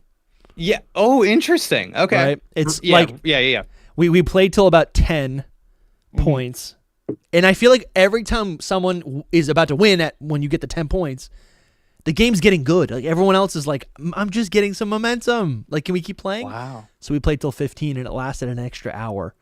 It went from a 30-minute game to an hour and a half game because of that extra 5 points, which was crazy. I'm trying to get you right now. Let me just press a couple buttons, guys. Yeah, you want to talk to the chat a little bit? We're reviewing some leaks. I want to know. Oh yeah, I haven't been here. I kind of want to know what we've been talking about, what's been covered, Sure. what is the. I'm curious about what the like. I haven't followed anything really today. I kind of want to know what the big juice is. What's got everybody talking. Yeah, I think right now. Yeah. Here's the thing. I'm kind of like out of the loop as well because I'm doing real world stuff, and it's frustrating because I want to be here with you guys. Sure. Like that's my go-to. Give me 1 second. I'm about to just show everything. Yeah, show it all. Damn, there it is. Show it all. I don't even know. Should I take my shirt off? What do you mean? Oh, show everything? Oh, dude, I pressed display capture rather than window capture. This is a little. You know what? Let me just. Sorry, guys. I'm used to just working with the guys. Should I have jumped into a hidden power thing instead of just calling you? Was that a mistake? No, this is good. This we're doing something different today. Okay. I'm gonna remove Jake, but he's still here, and then I'm gonna click window capture because this will be a little cleaner, I think. We got Jake. You know what makes me so mad about this? You know what makes me so mad? Please tell me. I haven't read your essay yet. No, not about the Pokemon leaks. About Discord and this and how this works. You think it would be like really simple? Well, okay. Let me tell you something. I set up my camera over here, and I'm looking at it in the OBS preview. Sure. And I'm looking sharp. I'm looking smooth. Yeah, you're looking. And then crumply. Then I go over into Discord, crumply. Dude, bad. Big crumple. Yeah. It makes me so mad. It makes me so mad. It's not great, dude. Yeah. It's not great. Ugh. It's not great. We're going to have to switch over to like Riverside or something. Just no live streams ever again. Hey, I want to thank R3D for the super chat. And he actually addressed you as well, Jake. Okay, Dusty. Lovely. Yeah, first off, thank you for the super chat. Really appreciate it, man. Dusty, Jake, hear me out. Okay. You were asking earlier about the ways that they would have Pokemon just hanging out in Lumio City. What if the people are the Pokemon? Oh, no! I walked right into that. Hashtag Typhlosion, hashtag Octillery, and hashtag Slackoff. Have you heard about the lore of these Pokemon? The horny lore? The horny lore. Here's the thing. I haven't even read the horny lore. Yeah. Because I don't want to get involved. I don't want to ruin my own headcanon of Typhlosion. Well, can I tell you something else? The horny lore, I assume it is machine translated from Japanese, I assume. Yeah. And so when you actually read the text, it's almost unbearable. It's like hard to the language is just so like sure. It's broken. Chunky. It's also not even interpreting the correct things correctly. Can I tell you why I kind of like it though? Because it's a new meme. It's fun. No. I think I like it because I think a lot of the times we look at lore as like fact, and I think I really like lore that is like, oh, like it's you can imagine this being like a story passed down. It has like a weird perspective and implication. It like feels like this stupid cultural thing that shouldn't exist. And I it's love like, that. We don't talk like there's so many stories like that exist in real life that are like, yeah, that story, when you think about that story, it's kind of messed up. It's kind of whatever. I kind of like that's but did the water really get turned into wine? I get you. Exactly. I get you. No, that is absolutely true. And I think that's the magic of a legend, right? And if we're talking about, and this is what I always go back to, I'm like, if we're talking about a Pokemon game that's called the second word that defines the title of the game is legend. Like I want to uncover the reality of these like ancient stories, right? These things that we grew up with. Give us a Pokemon Legends Typhlosion, Pokemon Legends Octillery. I want to know what really went on, right? There's a great those suckers. And they're sucking, Dusty. They're sucking. All right. Yeah, I just want to. Yeah, I love this right here. Horny Power Podcast. That's what's going on right now. Oh my god. And and it's like the whole history of Pokemon. At some point, somebody was kissing. Somebody. Okay, there's this great interview with Tom Hardy, the actor, and somebody asked him once. They're like, "Have you ever had a relationship with a man?" And he was like, "I am a celebrity, of course." And I was like, "Bro, yeah." I was like, based That's Tom sick. Hardy. That's sick, dude. That's sick. Wait, did he say I'm an actor? Yeah, he's like, I'm a celebrity. I think the implication being I'm surrounded by beautiful people all the time. Of course I have had sex with a man. And Tom, I'm like, Tommy, baby, let's go. That's insane. Dude, I literally thought you were just saying like, of course I've had a friendship with a man. No. I was like, what, are people afraid to say that? I got you. I'm learning. No. We're talking Octillery relationships. Yeah. And I haven't even read them yet because I'm like, I don't actually. Well, maybe we'll get into it tonight. I haven't even got there yet. I'm working my way down. Okay. This is day 4 of the TeraLeak. All right. Another super chat by Red. Bro, R3D. Okay. And what do you want me to call you? I'm pretty sure we had this conversation. Is it Red or R3D? Great question. Because R3D sounds like a droid from Star Wars. Yeah, I kind of like it. So, cool. Thank you for the super chat. Let's see some stars in the chat, guys. Please. I'm dropping some. It's like Aesop, grim fairy tales, troll under the bridge, and that eat kids. The witch that eats Hansel and Gretel. Absolutely. They're things. Totally. Yeah, and I do think there's 2 things going on here. Like the first thing is that, like, yes, what Jake's saying, these stories get passed on, they become larger than life. It's the classic telephone game, right? Things just take on another life. They become myth, right? But there's another aspect here that I was kind of ranting about in the beginning. When it comes to like creating fantasy, things that are believable, pieces of fiction that actually stick in your brain and you imagine they're real, I think the creator needs to create these things for themselves, or maybe a method, right, to get really deep and to create something beautiful is for the creator even to create like brand new mythos for themselves to believe in, right? So then that when they go into the piece of art, that they can like actually communicate, right, whatever that realism is, right? Wow. Actually, what do you think about that as someone who is a writer? Yeah, right to discover. That's something we say sometimes. Okay. You sit down, you start writing. None of it's going to be in like the book that you're writing, but you're trying to gain a better understanding of the characters of the world that you're writing about. So you're writing to discover. Yeah. Sometimes a story like begs to be told on the page. I know like fantasy writers do a lot of like extraneous lore writing for the books and stuff that they write. So when you're sitting down to like flesh out a character, right? Are you like, how in depth are you when you're trying to like, pick and choose what their personality is, what their background is, like how much lore are you creating for like like for like side character Tommy at the he's a barista or whatever. Me personally. Mm-hmm. Wow. Okay. I don't know. Dusty, really quick, can you do me a favor? Yeah. Can you? If this is not possible, I understand. But if you can turn on your like virtual camera and be on the video call with me as well as what you're doing. What do you mean? Maybe you. Oh no, I'm watching. Can't. What do you mean? I can't see you in the Discord call. Oh shoot! I got you. Hold on. Do you know what I mean? Yes. Start virtual camera. Dude, I wasn't even paying attention. Okay. You might have to adjust a window or something, but I'm here. Okay, that's a lot better. Because now I can. This is what the chat's seeing. Okay. Is this good? Yes. I have a visual contact with you now. Got it. We can connect. We're linked up, baby. Yeah, obviously for like a main character, I'm doing like a lot of extraneous writing in terms of locking them down. But for like a side character, for me, it always comes down to a few things. It comes down to function and desire. I say, what do I want this person to accomplish in the text? What are they serving? And ultimately, every question for every person that's ever in any story I write, I'm always asking, what do they want? And that's their drive. Everything comes back to that. What do they want? Yeah. So there you go. Yeah, I like that. So this is you asked what the juice was earlier. And the juice. This is what's in the title right now. Okay. And I haven't even really explored this fully. Okay. I feel like this was a crazy discovery. I was out and about, and I saw this, and this is kind of insane. Okay, Central Leaks. After more than 10 years of debate, Southern Kalos is confirmed. Southern Kalos was scrapped in development. So Southern Kalos, this is something that had a mythos. This is something that had a legend to it, right? Actually, you can't even see it from this certain view. No, I can see it. I got you. Okay. So this is the beta map of Kalos, right? So this is like the middle of the region. Lumio City is right here.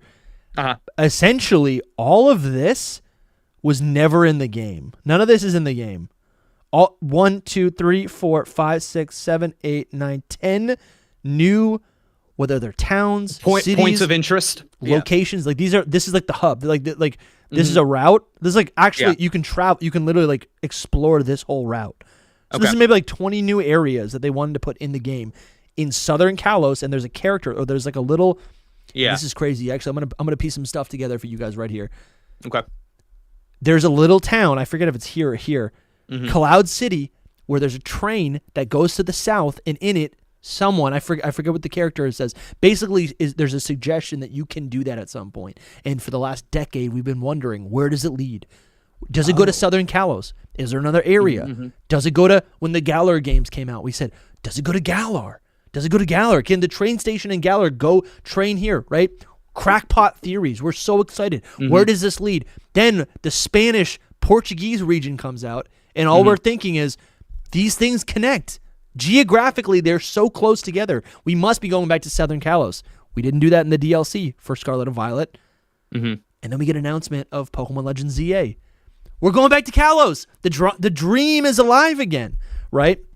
And what I'm realizing right here is that little tease in Cloud City that said we can go. It literally says Southern Kalos. It says you can go to the train goes to Southern Kalos. That was just a tease by Game Freak because they had to rush development for their game. Just like, and the whole time this was just a tease, just like in Omega Ruby and Alpha Sapphire, where they put that little tiny model of the Battle Frontier and it said, coming soon.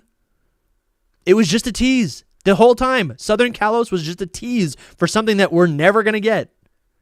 But for theory crafters, this is huge evidence. The fact that Southern Kalos is now there, like I want to dig into this. This is going to be a whole episode on the podcast at some point. Southern Kalos, we're gonna pull together all the points of interest. But this is really cool. I don't know. I think that's like potentially 40% of the map of the Kalos region that was just scrapped. And right now, people have a playable version of the X and Y beta like game, and they're playing through it right now. And I'm assuming someone out there with their grubby fingers is going to be accessing this area at some point.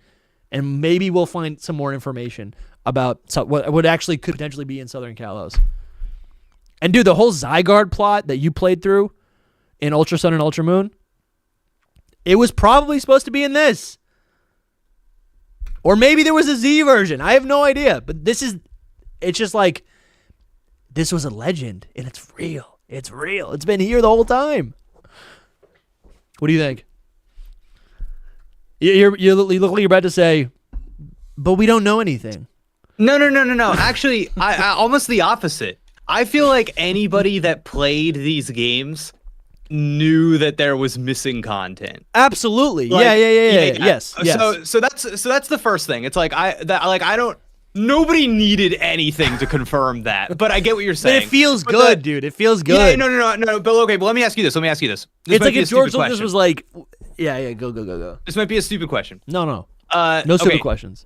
There are 8 gyms in Pokemon X and Y, like any other Pokemon game. Yes. There's like the Elite Four. There's like the Victory Road. There's like all that stuff. Oh. So what do we think, if not those things, were supposed to be in those spots? And because to me, I look at this and it does not communicate, oh man, there was a ton of content that was cut. It communicates these are all of the options of places we could put points of interest on the map.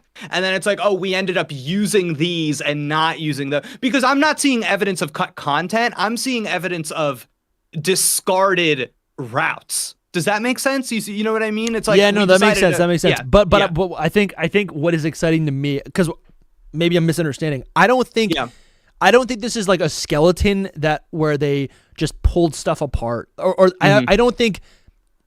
I think the placement of these routes are meaningful. I think they had something in their mind. Mm-hmm. I think that they thought we could put something here. We could put something here. Mm-hmm. We could put something here. That is a good point to point out that maybe there's not 20 routes that that exist that we don't have access to. Right, because you have to assume a lot of the meaningful content would have been ushered into other parts of the map that was used. Sure. So the thing that we have that we never got to, the thing that doesn't exist, the content that was going to be in these parts of the region, it's like it's not like, it's exactly what you said. It's not like the bone was removed and it's a skeleton. You know what I mean? Yeah. So it's kind of hard to pick. Has anybody said anything about like actual content that was cut? Not yet. No, not yet. Okay. We're waiting. That's kind of what I'm most curious about, because you said that there was stuff about a second game or Z. Well, I'm not 100% sure what. No. So I'm talking. I'm that first. What I was trying to set up is like the excitement that we've had over the anticipation, right? The desire, the sadness, right? As fans that we've experienced for the last 10 years, right? Yeah. I think what's exciting to me as a Pokemon fan is I'm always trying to see.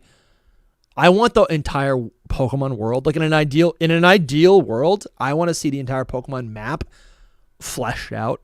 I want to see what's in all the nooks and crannies on all the routes, right? In my mind, there's a giant globe and there's all these Pokemon regions that are filled out, and and they're all interconnected, right? You take a character from Johto, they could literally jump on a ship and go somewhere else. And I'm not talking about a playable video game. I'm talking about just like my own understanding of the world. So to think that this missing area, and it's been suggested to us, like it's literally a thing of myth. Southern Kalos, we've been talking about this for a decade. And to think that, like, yes, obviously it exists, but not only does it exist and the creators have thought about it, but they've actually played around with this is like the in-game map or whatever, right? I don't know. To me, there's got to be more to the story, and I don't think we have it yet. But this is a great start in that direction. So that's what gets me excited. It's again a lot of possibility. This is interesting up here. I wonder if anyone has taken a look at this to see, because this obviously is like a real world picture. And down here there's a cursor. Or you can't see it on your screen, Jake. I'm sorry. Can I ask you something about this? Actually, I can. I can see your. Yeah, I see it. Okay. But does it?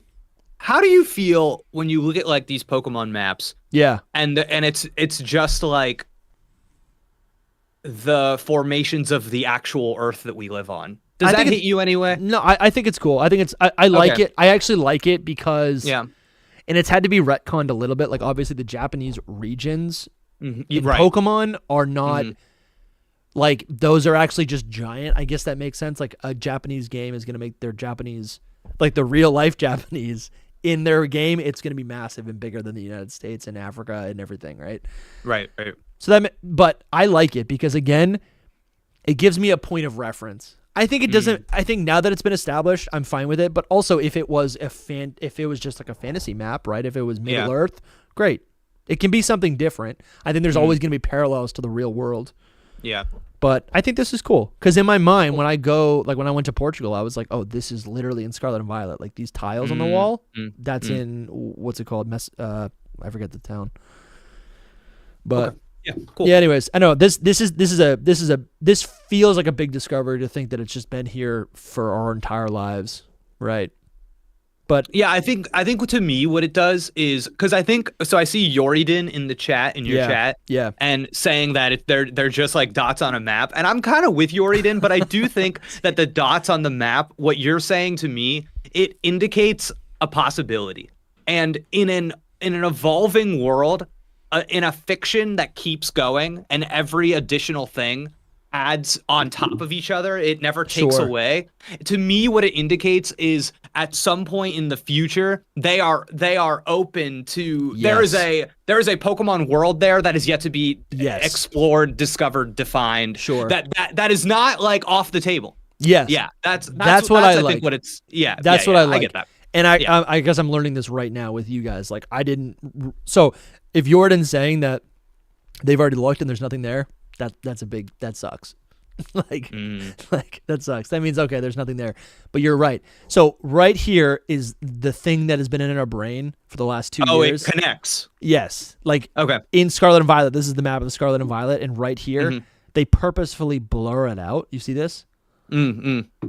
And we're, literally since the game dropped, we were like, why would they blur it out?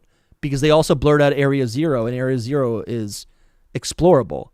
So why would this not be explorable? That's so weird. Why the water's not blurred out?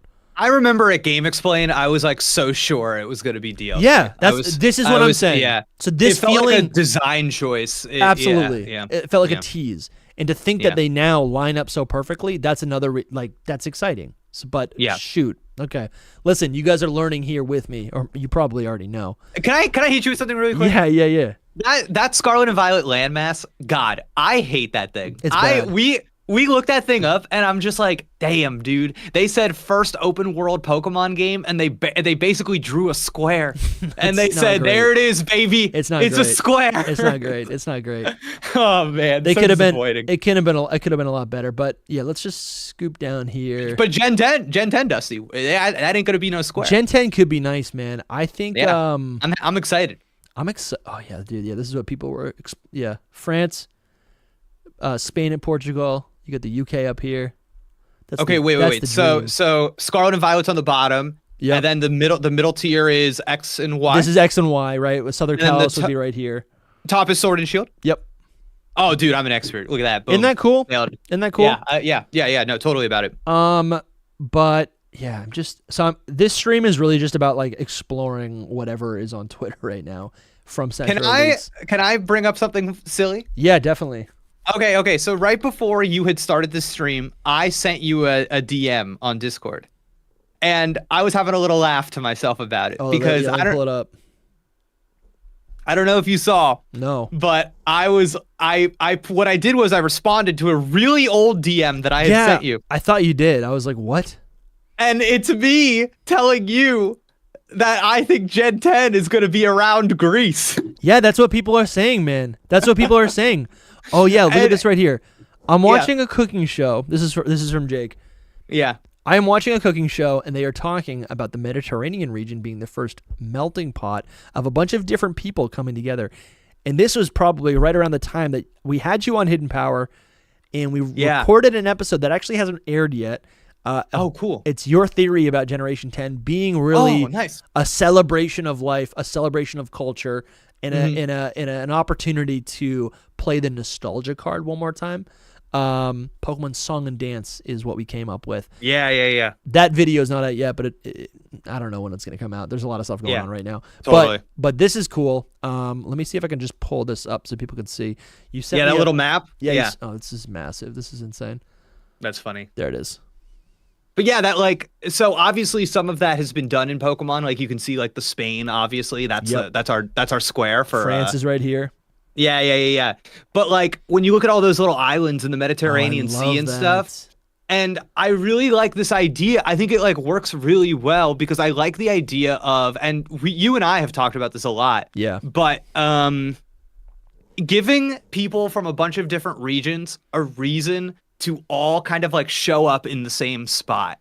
And it's funny. I love the idea of maybe you go to different islands and some of them have been settled by people from different regions. So it's like, oh, this island has Cantonian Meowth, and it's got some aged up. But they're all kind of accessible games. I like how they're Yeah. You go to this island, Same thing. it's this. It's literally that's actually so beautiful. Yeah. I can feel that so much because it allows. That's crazy because if they give us more regional forms in France, wow. If we have collision forms, where's my mouse? If there's collision forms here. I'm sorry. There's collision forms here in France. Yeah. And we got the Galarian forms. And maybe there's just maybe there's like one new regional form for Italy, for Greece, for Syria, for Libya. I don't know. Like all these places that surround the Mediterranean Sea. And actually, it's almost like that's actually cool from like I could see the Pokemon map where instead of the landmass being the central point, they just inverse it where the landmass is actually the water. It's the Mediterranean Sea. Visually, I'm imagining they would make the same map, but all the land is around it on the borders. That's so cool. And then the inside is just a big playground. Right. And I have this like vision for it now where it's literally like so I played Ultra Sun recently. Yes. And there's this town you go to and they're like, oh, this town was built up from all of these like immigrants from Johto. And I was like, what? Yeah. And I love that idea. So I love there being these different islands and they house like aged up characters from previous games. And it's like, oh, this island has people from Sinnoh. Oh, and it has some Sinnoh Pokemon. And then you could, and then that actually makes more sense where the Hisuian forms are maybe where Greece is or whatever.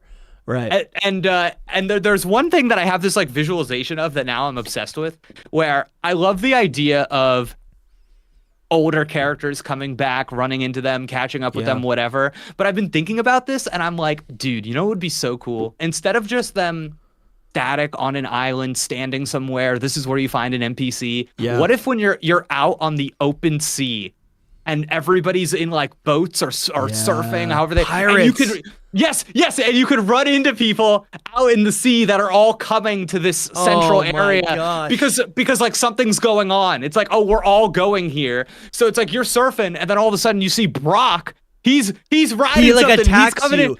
Earlier, I was talking about that concept that we were discussing about like the streamable moment, right? The streamable video game. Shinies are supposed to the shiny sound is supposed to return in ZA. And I feel like what you're describing where something random could happen at any point is a perfect mechanic, right? To make Generation 10 if this is what it is, right? Yeah. That's a streamable moment, right? At any point there's suspense from the moment you turn the game on to when you turn it off, right? Something could happen at any minute. Yeah, that's actually a lot of fun, man. Dude, you should be writing games. You should be designing games, dude. That's great. People have boats. You board their boats and you battle them in the middle of the ocean. And you can customize the inside of it? Yes. And then, dude, I'm thinking of like a gym leader has this massive ship. That is so cool. And it's like themed. Yes. Yeah. And bro, hold on. This is so fun. I love this. Bro, remember the Team Plasma ship? And you haven't played Black 2 and White 2 yet. No, but I've seen this online. I've seen like concept art of this or something because I've seen people post about this. Imagine this is what we're dealing with, but they're like all over the region. This is what I'm talking about. Oh I love this thing. Dude, we got Icarus has been a member for 9 months. Thank you so much, Icarus. One of the leaks hinted that X and Y was supposed to be a trilogy. Either we get South Kalos in PLZA or a future remake. Desperately need more Kalos. Come on. Not in ZA. I don't think it's showing up in ZA, but yeah. I know I was kind of wrestling with this earlier. I'm like, I think my brain's just corrupt from the idea of Southern Kalos being confirmed or whatever. Like, Because in my mind now, I'm like, I feel like they could do some sort of trick. They copy Zelda so much. Wouldn't they want to just promote the singular idea and then give us a twist when we actually play the game? Like a nice little bonus to make the game actually more expanded than it is. And I know I'm just drawing on something else that like has already happened. So I'm really just borrowing an idea and it just feels like it feels familiar. But Pokemon, they do tend to copy Zelda. Definitely. And I think the Legends games are where they get a little bit more experimental. But I do think that like part of the Legends game is also though that it's not your long-term Pokemon game. Yeah. So I think those ideas and scope need to be focused and much smaller. Sure. So because it's like ZA is going to come out and within a year Gen 10 will probably come out, right? Yeah. Yeah. So yeah, I mean, but still we'll see. Yeah. Right. I don't know. Part of me is like, it's not coming out till 2026. What is this? What are you looking at right now? This is the frigate. Oh, you actually go in it? You go in the frigate, and why I thought of this is because you battle Team Plasma Grunts to eventually. I don't want to spoil the game, but you battle Team Plasma or whatever, and then there's maybe a legendary. But like, okay, it's kind of sick. Oh, you know what's also kind of sick? I don't even know if I can show it, but there's I'm sure I can show it. There's a game trailer. I don't need to show it. It's an animated game trailer for Black 2 and White 2 where like the two protagonists are doing a double battle to beat Plasma, and these Pokemon are going everywhere and they're battling right here on the ship. And it's so cool. A trailer for the game? It's an animated trailer for the game, like an anime. Whoa. But that sounds sick. I really love I love this idea, man. That's a fun idea. Just because I've got this vision now. Rather than going to like static locations, I'm sick of it. And listen, to add on. Please. And again, the thought process for this began with Sun and Moon, right? We said, what did Sun and Moon, what did Pokemon do, Game Freak do on the 20th year anniversary? They gave us Sun and Moon, and they changed they changed a lot of the classic stale format that we had for these Pokemon games. If that's the starting point and they're going to do anything similar for the 30th year anniversary, I love this, dude. Instead of gyms, they did island trials. I'm kind of proposing something different with these ships or something, you know what I mean? But the big thing is that going back, playing those Sun and Moon games, I didn't realize how, like, those are anniversary games. They are constantly calling back to older characters and old regions in a way that shocked me playing them now. So I am expecting something similar. I do think some of the leaked information kind of points to that is something that this company likes to do. So I feel good about it. And let me hit you with this. Sure. So you know how I've been telling you how, like, we've been talking about this a little bit, how one of these days voice acting has got to show up, right? And I have this vision now of this game where you're on ships and there are pirates and everybody's talking. Everybody's talking. There's a character, Dusty. He's got a little chat-tot on his shoulder. That exists already in the Pokemon universe. Oh, really? There's a character that has a chat-tot friend? Pokemon pirate. It's gonna show up. Who's it gonna be? It's this guy, but does he have a chat-tot? He does, but not in this picture. Okay. I'm not seeing no chat-tot.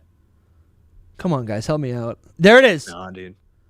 Oh, there it is. They've done it. All right, this is on the Pokemon website, dude. Oh, whoa! Whoa! Yeah, is this one of those? Some more of that lore? Yes. It's got to be on one of these pages. Hold on, it's one of the movies, I guess. Come on. Okay, I've gone too far. It's over. I believe you. Yeah, it's there. It's right here. Yeah, you can see it. Yeah, there he is. Bro, absolutely. A little Squawkabilly on the shoulder. Squawkabilly, I forgot about him. Yeah, dude. Let's do a little profile on Squawkabilly. Yeah. Give me Squawkabilly. What's that deck say? Yeah, Squawkabilly is the avian Pokemon. It's a parrot Pokemon. Okay, comes in 4 different colors. But there's no art for the other colors. Seems like kind of a easy missed opportunity. True color is green. Yeah, kind of. True color. The blue's pretty good. Yeah, but it's not the true color. It's not. It's not the true color. I always like the dex entries. Yeah. Here we go. Pokemon Scarlet. These Pokemon prefer to live in cities. They form flocks based on the color of the feathers, and they fight over territory. So these are like little, just little like kids, Yeah. They're like Okay, Violet. Green feathered flocks hold the most sway. Oh. You were right. Yeah. When they're out true. searching for food in the mornings and evenings, it gets very noisy. Okay, can I say something about this Pokemon? Oh, I just realized. Hold on, those 2 entries I just please. read were the green plumage entries. So actually, okay. Yeah. Okay. There's actually a whole rivalry here. I kind of want to read it. I think this Pokemon kind of stinks. Yeah, it's bad. I wish it. Okay, all right. It would have been cool if it had like another evolution. It just feels very redundant. I also don't think it's interesting enough to get multiple variants. You know? Okay, but these entries are not selling me. So okay, but the Violet for the blue plumage says blue feathered squawkabilly view their green feathered counterparts as rivals, since the latter make up the largest, most powerful groups. The yellow says the yellow are especially fierce. They've even been known to drive other bird Pokemon out of their town. Whoa. That's pretty good. Okay, the white plumage. Though these squawkabilly are the fewest in number, they have no trouble living in towns since they blend in with the white buildings. Yeah, it's pretty boring. Pretty boring. Yeah. All right, we got a super chat here by Free Metroid Hat. Thank you for your third donation tonight. Dude, thank you so much for supporting the chat. Let's get some stars, man. Stars in the chat, guys, for Free Metroid Hat. What if the gyms in Gen 10 were on moving boats and you have to find them as they move around? This is what I'm saying, dude. Yeah, that's this so is what cool. I'm saying. I was imagining they would like almost attack you, but that actually makes more sense. They have a migrating pattern, right? Because they're going port to port. And what that also does, you know what that could do? So there's a big issue, I think, with Scarlet and Violet, and with a lot of open world games where they feel like this is something you talk about, where these open world games don't have a strong enough narrative, right? Because you can do anything in any order. So pretty much every decision, everywhere you go becomes irrelevant, right? There's no purpose behind it. What this could do is we could have a open world game with still a linear path, and what happens is, depending on the day of the week or maybe the hour of the day or whatever the variable is, whenever you get to town 1, whatever boat is there, that's who you battle as Gym 1, right? Maybe you take your time, maybe you travel, and then Gym 2 is in the second port, but maybe that's actually gym number 8 or something, right? And that's a way that I guess I'm assuming they have to scale. The gym leaders have to scale alongside you, which is what I would prefer. So that'd be cool. I like that a lot. But is that would that make it an open world game in that case? Yeah, there's so many different ways to do it, and I think I just like the idea of these captains, these gym leaders are out there, and they're on their ships. Their ships are different, and maybe it's like a little bit. You know how the Team Star in Scarlet and Violet, they had That's a really good point. Yeah, their car. They have their own identity, right? They soup up their vehicle. Yeah. But the car didn't really like function as a vehicle. It was kind of just there, right? And it was almost like a Pokemon. Yeah, it just kind of stood there. Yeah. So I like the idea of kind of evolving that concept, and the ships are kind of going around, and maybe some of them, they're like shooting cannonballs at you. Yeah. Maybe some of them, they've got like little Pokemon that you got to get past. You got to board the ship. You got to beat some trainers. You got to get to the gym leader, you know? Yeah. I think there's a lot of like cool stuff you could do in the world there that would just be like an obvious evolution of what they did in Scarlet and Violet, and be interesting on its own. I think also when we think about like team, like the evil team and the team design having their own identity away from any other team that's ever existed before, Pirate is so iconic. Dude, especially for such a milestone game, right? Like, what else are you gonna do? Pirate is amazing, and they're all garbed out. Oh, so epic. And I almost love the idea of it's such a bummer that they burned this in Scarlet and Violet, because you know what a great like little guiding force for the game would have been. Sure. Trying to find a treasure. Yeah. It's such a shame that they burned that. Yeah. The treasure hunt, dude. Remember the treasure hunt? Yeah, the treasure hunt. Because I love that idea of, because now I'm trying to think what would draw all of these people to come to this area that it's hidden treasure, dude. Hidden treasure, I know, but it's like we just had that. We just did Area that. Zero. Yeah. Oh my gosh. Yeah, Jordan, that's what I'm thinking. The Pirates are the evil team. I love that. Yeah. Bramtastic has been a member for 11 months, bro. Dude, you have supported this show so well. and we are. I'm speaking for Lumi and Soul, but also probably Jake, because I know you like Jake. Let's go, dude. Thank you so much for your continued support. One more month, dude, and you got a year under your belt. Let's go. The Gym Challenge logo in Paldea was a ship, so that makes so much sense. At least for some of the gyms. No way. Let's check this out. Brandtastic, excellent detail here. Let's check this out. Gym Challenge logo. Oh my God, they're right. I forgot about this. It is a ship. Yeah, do you see that thing? The little boat? Oh my God, how could they do this? All right, well, I don't know. Okay. All right, well, here's some bad news maybe, right? Because the big... Okay, tell me. Obviously, so like there was a leak that some people don't believe, but it guessed a lot of things right. It guessed a lot of things wrong. It was like months before we knew about Scarlet and Violet, whatever, and it said that Gen 9 was all about Atlantis, right? Which is the Mediterranean, right? And there are, it is though, isn't it? Isn't that Area Zero? Well, not yes, kind of. It's like a lost city, but it's like, is there really a city? Also, it's like Spain. It's not. It's kind of like a. Well, what I'm saying, Okay. What I'm saying is like they used the Atlantis idea once. Maybe this is a relic of it. This little boat is a piece of beta art, a little piece of concept art that was left over from that initial idea that could turn into an actual region. Like, what if the gym leader challenge persists and it's like the same organization? They use the same logo. Well, bro, I love that because it was always. Yeah. It was all. That's right. Oh, I love that, dude. Yeah. What better way? I'm sorry. What better way? I was just thinking one open world game to another. Yeah. I like that. Yeah. And also, what they could do is like, right, if we're going back to this map. Yeah. Where are we going? This is Scarlet and Violet. This is the new game, Legend ZA, right? We're not going to have badges, but maybe there's a callback. I don't know. Maybe there's other badges you can get over here, but maybe these badges are also accessible or whatever. Maybe not all of them, but maybe just the ones in the port or something, right? Right. Just again I don't know. I think that's really cool. And that's so crazy, man. Has that ever been done in any other game where you share badges? Because that's an idea. I'm like, what would Game Freak do? What could they do? What has not been done before? Wait, Dusty, I love this idea you just kind of stumbled on there. What if there are more gyms? Yes, that's what I'm saying. There are badges you need? Yes. Okay.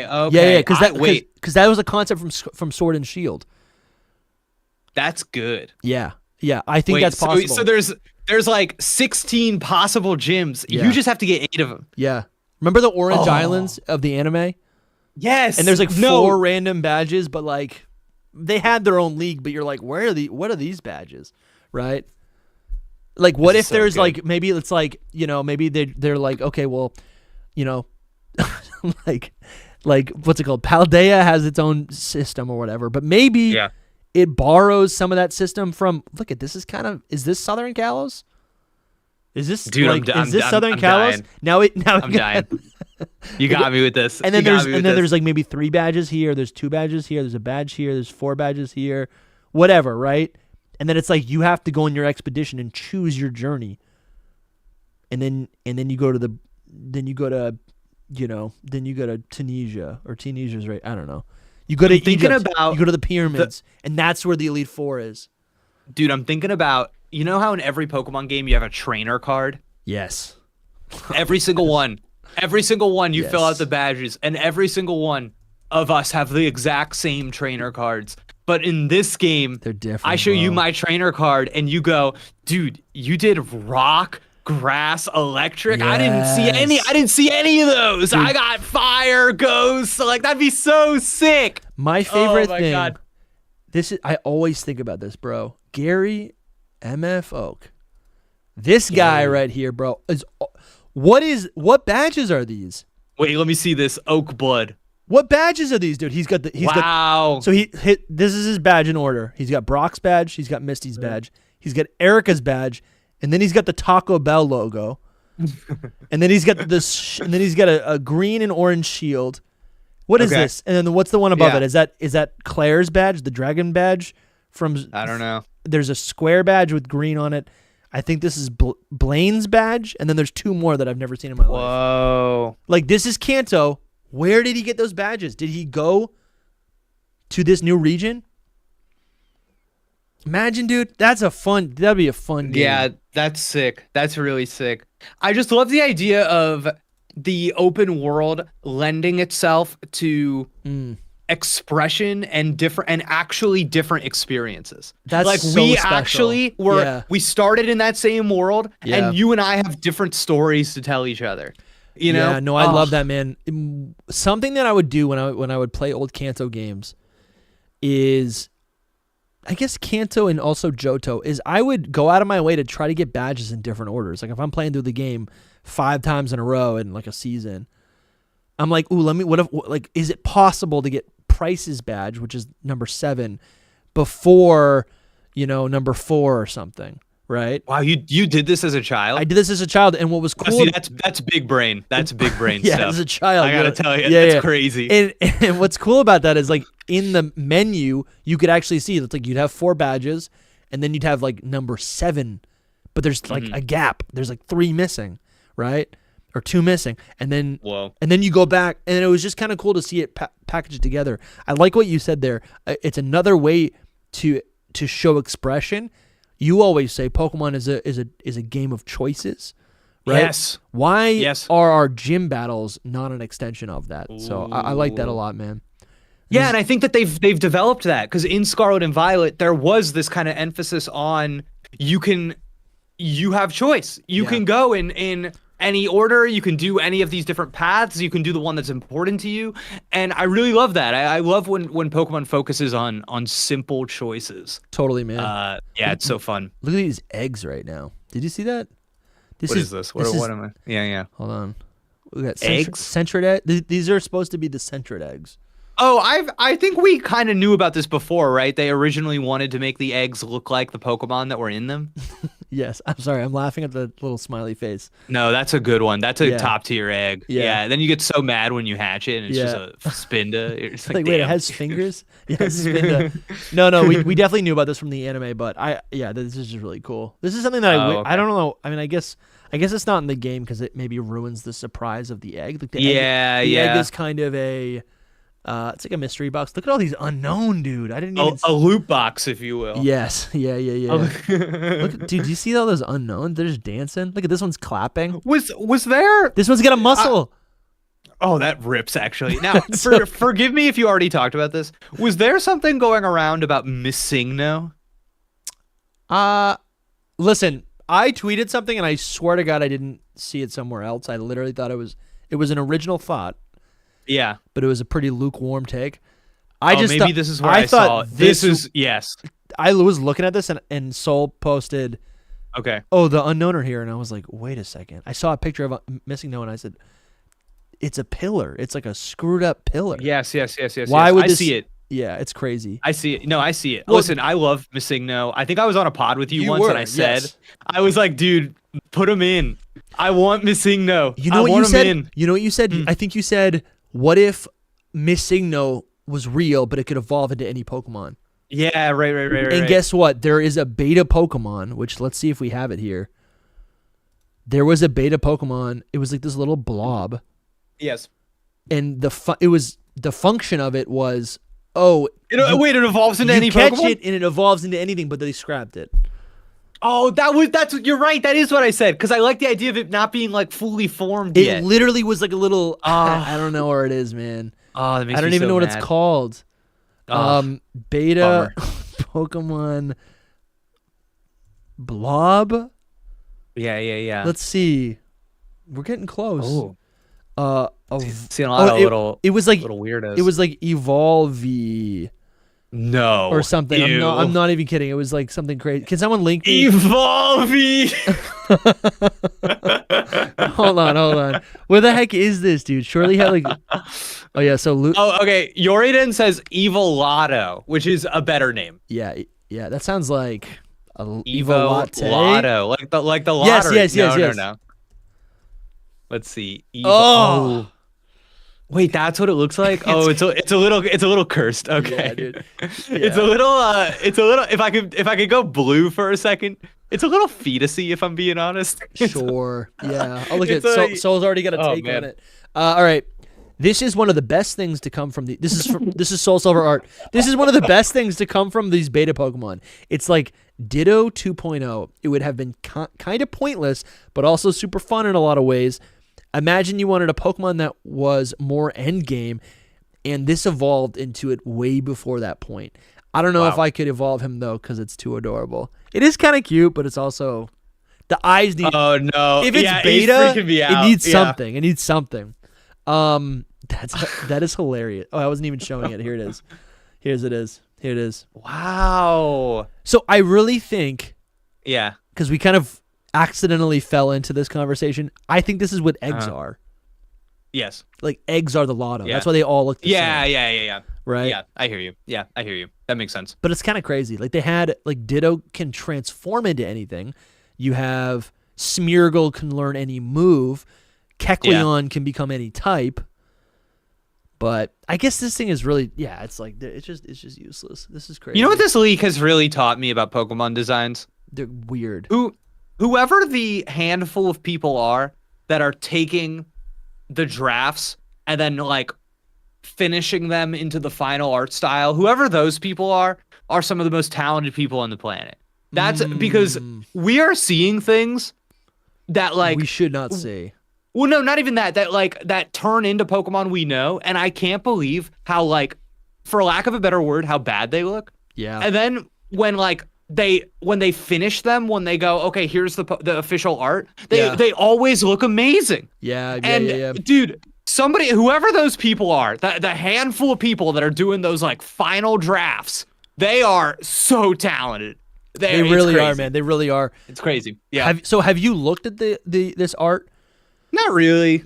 You want to take a look? Yeah. What is this? So these are all of the Generation 3 beta Pokemon. Lovely. So we on Hidden Power, I will not give my thoughts too much because on Thursday there's a full episode with this. But these are Jake's first takes. Yeah, these are Jake's. Right. Okay. So this is early camera ups. It's pretty much the same. I like how they smooth them out though. There's something about the way that Pokemon does its drawings where they understand how to make every Pokemon a little bit cohesive with each other. Yeah. Everything turns into it fits under the umbrella, and I feel like that first camera up is something that you could, if you told me that was like from some indie game, I'd be like, yeah, sure. Yeah. But then that last one's a Pokemon. For sure.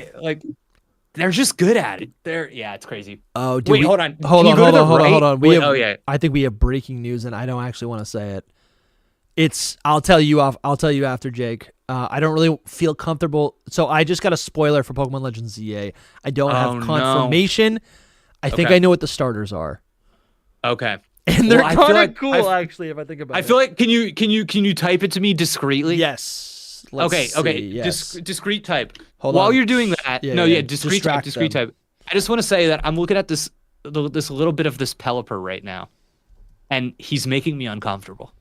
I can't tell if he's wearing a bandana or if his beak is a neckerchief, but there's something about that Pelipper that is not good. Okay. All right. Hold on.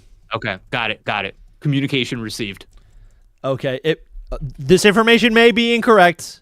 I gotta tell you, normally I would be on the side of let's just say it, but based on, I think that this is not worth saying. Because I also don't want to. I think I don't know how I feel about spoiling. So like this beta information is a lot of fun because to me it's historical. Yeah, it gives context for what we're already enjoying. We're never going to see it.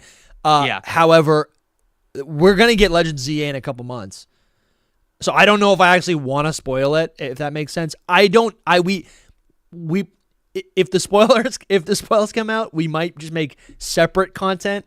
Yeah, but I don't know if I want to actually. I think it would not behoove you to be responsible for pushing this when it's maybe not real. Yes, So. Sorry, guys. I'm sorry. I'm trying to be responsible here. Also, I don't want the stream to be taken down. A lot of what we're talking about is beta content. If I start spewing out Gen 10 spoilers, you never know. I love you guys though. All right. So wait, what were you saying, Jake? Before that, can we move on? The Pelipper's freaking me out. The I don't like him, dude. Yeah, he looks what is it called? That Japanese mob boss. That like style. I can kind of see it. They made like a Yakuza. A Yakuza. Yeah. Oh. Yeah. Okay, explain to me his beak being a handkerchief tied behind his back. I don't like that one bit. I don't like it either, and I'm glad they changed it. However, I think the inspiration's kind of cool. Pelipper's whole gimmick is that it holds things in its mouth. Yeah. So to me, it's like a bag. It's a bag. You're holding the sack on your back, and that's not bad. The tie is now his face. So cool. How interesting. And then they opted to just make him pretty much a normal pelican. Yeah, it's kind of cool. And this is what these get really freaky, Jake. And also, there's like 100 of them here, so maybe we should speed it up. No way. Yeah, there's a lot. But all right. This is fun. This is early. Oh, interesting. They said it's early Nuzleaf. I just assumed this was somebody Shiftry. Different. Oh, but the Nuzleaf makes more sense. They made it just look more like a little plant guy rather than a demon. Oh yeah, I really don't like this one. Yeah. I think the Nuzleaf we got is thank God. I think they took aspects of this Pokemon, this beta Nuzleaf, and split it out and put those stilt shoes in the leaves and stuff. They put that into the evolution shift tree, so that's cool. Right. Yeah, I see why this one was left on the cutting room floor. Yeah. Okay, this guy, I love this guy. This is Bigfoot Man, mouth on his feet, snowman. Yeah, I like him. It's it's weird. I if it got developed more, it could have been more interesting. I think what I'm seeing in this is Crabrawler's evolution.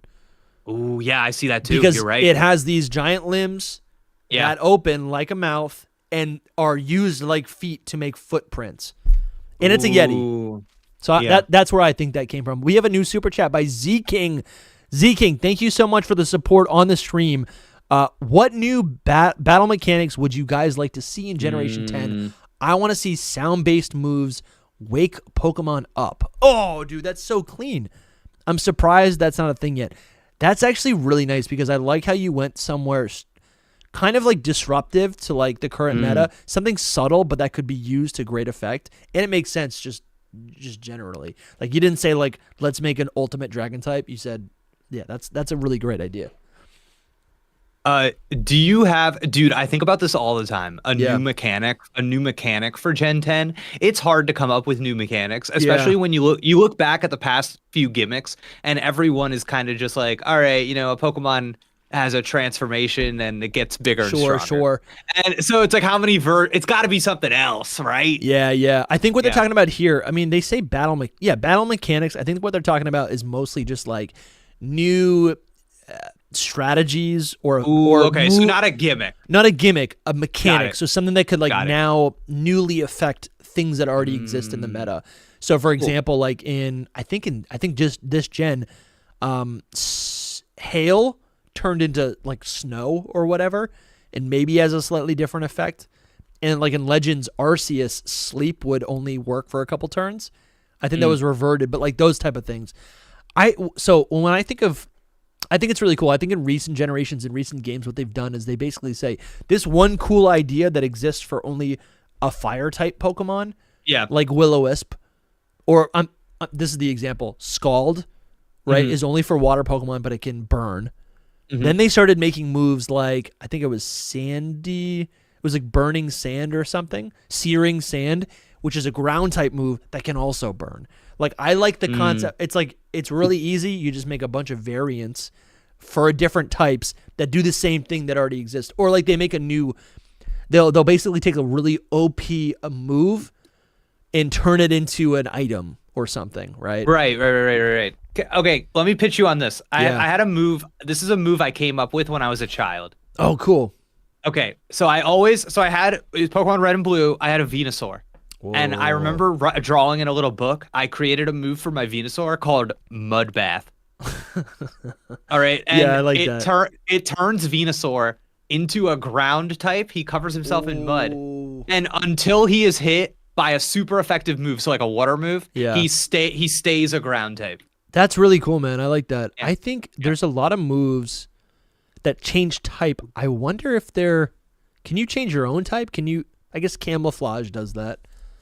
There's a move called camouflage that depending on where you are in the game will change your type. So if you're in water, it'll change it to water. But I like that, dude. Mud bath, because animals do that. Like a lot of animals do that. That's honestly awesome. And maybe it gives you ground type. So now you have resistance to like electricity. You have resistance to fire. Dude, that's a good move. I like that. Dude, he uses earth power. He gets the little stab. Yeah. Oh, that's really cool. All right, there's some creepy ones coming up. Okay, ready? Hit me. This is bi. No, this can't be real. I don't believe this. No, I don't believe this at all. I don't believe this. What this is well, okay, someone compiled this, and I think the scans, this is like the best visual asset to see all the beta Pokemon, because you have the front and back sprites. But these pairings, I don't agree with. Yeah. Okay. Yeah. Or so maybe what they're saying, it was number 304, but it got replaced by Wingull. Okay, I can believe that. I think this was Illumise and Volbeat. That makes sense to me. Those little firefly bugs. This thing, I get that. This thing, I feel like must have been. It definitely got replaced, but it looks like it could be Baltoy. From the back, I actually thought it was the Sableye. Ooh, there's two things that get turned into Sableye. Gotcha, so maybe this is number 3. We got okay. Azurill here, obviously. Kecleon, Wailmer. This is old Lombre. So it basically is. This is exactly what I'm saying about the person who does the final draft. Yeah, they're like, what if it evolves from the lily pad? Yeah. Ooh, good idea. I got a couple tweaks, and they take the lily pad and they put it on this thing, and now it's a cohesive design. Yeah, I'm totally It's like with you. working with a great editor who's like, great idea, man. Yeah, great idea. And then you get it. Go get lunch. And you get it back, and they just totally fix it. They're like, oh, okay. No, that's what I was trying to do. Yeah, that's. Man. So we got C-Dot here, little steel helmet. That's actually kind of cool. I like the little twig. It's got the little twig. Yeah. It kind of looks like a Goomba, like a Mario character. A little bit, yeah. I can see that. Okay. We got Short King Surskit. Oh, they made his arms less weird. Yeah. Which I like the long arms. Those are pretty cool. Yeah, me too. This is old Masquerain, which looks like a Zelda seed boss. Like demon, yeah. Weird. But it has a little smiley face in there, which is hard to see. Okay. Which is cute. I never had feelings about Masquerain, so I used one in Emerald a couple years ago, like pandemic era. It knew Ice Beam. It knew, I think, Silverwind, which is like the best bug type move. I like decked it out. It was really difficult to play with. Yeah, it's very weak. This is Beta Sableye. Okay, I like this actually. It's looking through a gem, and its eye looks big. Yeah. This is actually I guess, what its mega became. Right. The gem. They brought back the gem. Yeah. So we got a little Froggy here. Okay. How could they not give us now? Okay, I kind of feel like this is the guy from Scarlet and Violet. Yes, I think it is. Right? We spoiler alert, we talked about that a little bit in Thursday's episode. But you're right. I think you're right. I think there was 2 designs for frogs, or maybe one Politoed design from Gen 2 got split into the Politoed we know, and then this guy, and then this just got. I think also the tongue scarf. Yeah, is Greninja. Greninja. Yeah. We got another super chat by NMT Arts. Thank you so much with the $20 for supporting the stream. I think there are likely enough Pokemon that have musical or sound features, lore, and sound-based moves to justify a sound type. Also, vibrations can heat something up. Ooh. Wow. That's so true. A sound move that burns would be awesome. That's really creative. I like that. Can I tell you something? I really don't think they will do a sound type until they add voice acting into the games, because I think the synergy's too good. Oh wow. I think you have to do both at the same time. Yeah, no, you're right. You're right. That's actually that's crazy. The synergy's too good. That would be such a great marketing push that you can't you gotta hold on to that. And then we get a sound type evolution. Yeah. In the Gen 10 game where the pirates go yonder, and they do a whole thing about how like the audio font and the things that you're hearing is like really high quality in this game because it's so Switch 2. Yeah, it all makes sense. You know what I mean? So yeah, that's actually from the leak. Yeah, everyone's saying they've lost the will to watch since I mentioned the starters, but I think the starters are inaccurate. Really? I'm not holding back information about the starters. I just don't think the starters are real. Yeah, can I tell you, I also don't think they're real. So that's why I don't think you should say it, because I do not think that they're real. So. Hold on. Centro just posted something new. Oh, okay. Okay, cool. They're doing a little bit of like Ariana, like the media hates me. Oh, okay. I'm also going a little viral right now, so I can't look at my notifications. Oh, well, let's look that up. No, don't do it. Don't do it. It's not good. What did you say? Oh no, probably what you messaged me earlier. Yes. Yeah. Oh, I see. Yeah. Damn, bro. Yeah. Oh yeah, you're talking to Taco out there. I want to work with Taco. I don't know if he'd be into the pod anymore now that we cover the leaks, but. Oh yeah, I like you sent me a video I like of his Taco, yeah. that I really liked. Did you watch it? The Legends Arceus. It's a long video. It's a really, yeah. And can I tell you, man, I did not notice any of that stuff when I played Legends Arceus. So watching that video, I was like, oh, I actually really like a lot of these like little details and things. It opened my eyes a little. Yeah, it was a good video. I honestly, I'm due for a watch. Maybe that's what I'll fall asleep to tonight. All right, so we got Caramero right here. This is Area, and this thing has some legend lore, I think. I don't know what this is. What do they call it? Like those. It's like a. Listen, I feel like I shouldn't be saying anything because I'm gonna just start reiterating what's on the pod. So just give me your hot takes. Bad. Okay, move on. This is Whoa! Rikugan. 10 out of 10. Yeah. I love this man. You don't like it? Wait, okay, no, he's like a little Homestar Runner face. And like, what's he supposed to be, like a drum? I don't know. The guy said it's a fish in an anemone. Oh, which is kind of cool. I kind of like that a little bit more. Yeah. Dusty, this is good. Yeah. I like this man a lot. He's just hopping along. Dude, I don't like. Yeah, I guess I can kind of see it. It's a little bit like. This is my guy. It's like Shuckle, right? Yes. Yeah. Lewis, the podcast comes out on Thursday. Every Thursday, there's a new Hidden Power podcast episode. So that's what we're talking about. I just don't want to spoil my takes. Right. Yeah. Bramtastic says it's a desktop fan. This is Sutinbu. This is not working for me. You know what it is? With this one? I need the person who does the final draft to give me their version. Yeah. Because this is not it. This needs another couple. I understand why this one was cut. This is not it. I'm trying to see what the Pokemon is. It's hard to tell. This is the tree from Sword and Shield. Man, it's bad. It's mad. We got another super chat by Z King. Come on, guys, give me the stars. Let's go. Give Z King the stars. Is that a Zygarde King? They should add Cosmic type as the space type. I could see that being a thing, and they should retype Deoxys to Cosmic type. Bro, you're speaking my language. You are speaking my language. Like a thought that I had. It was a tweet. I'm trying to remember if Lumi said something and then I tweeted something and I gave him credit, but he was like, I didn't think of that.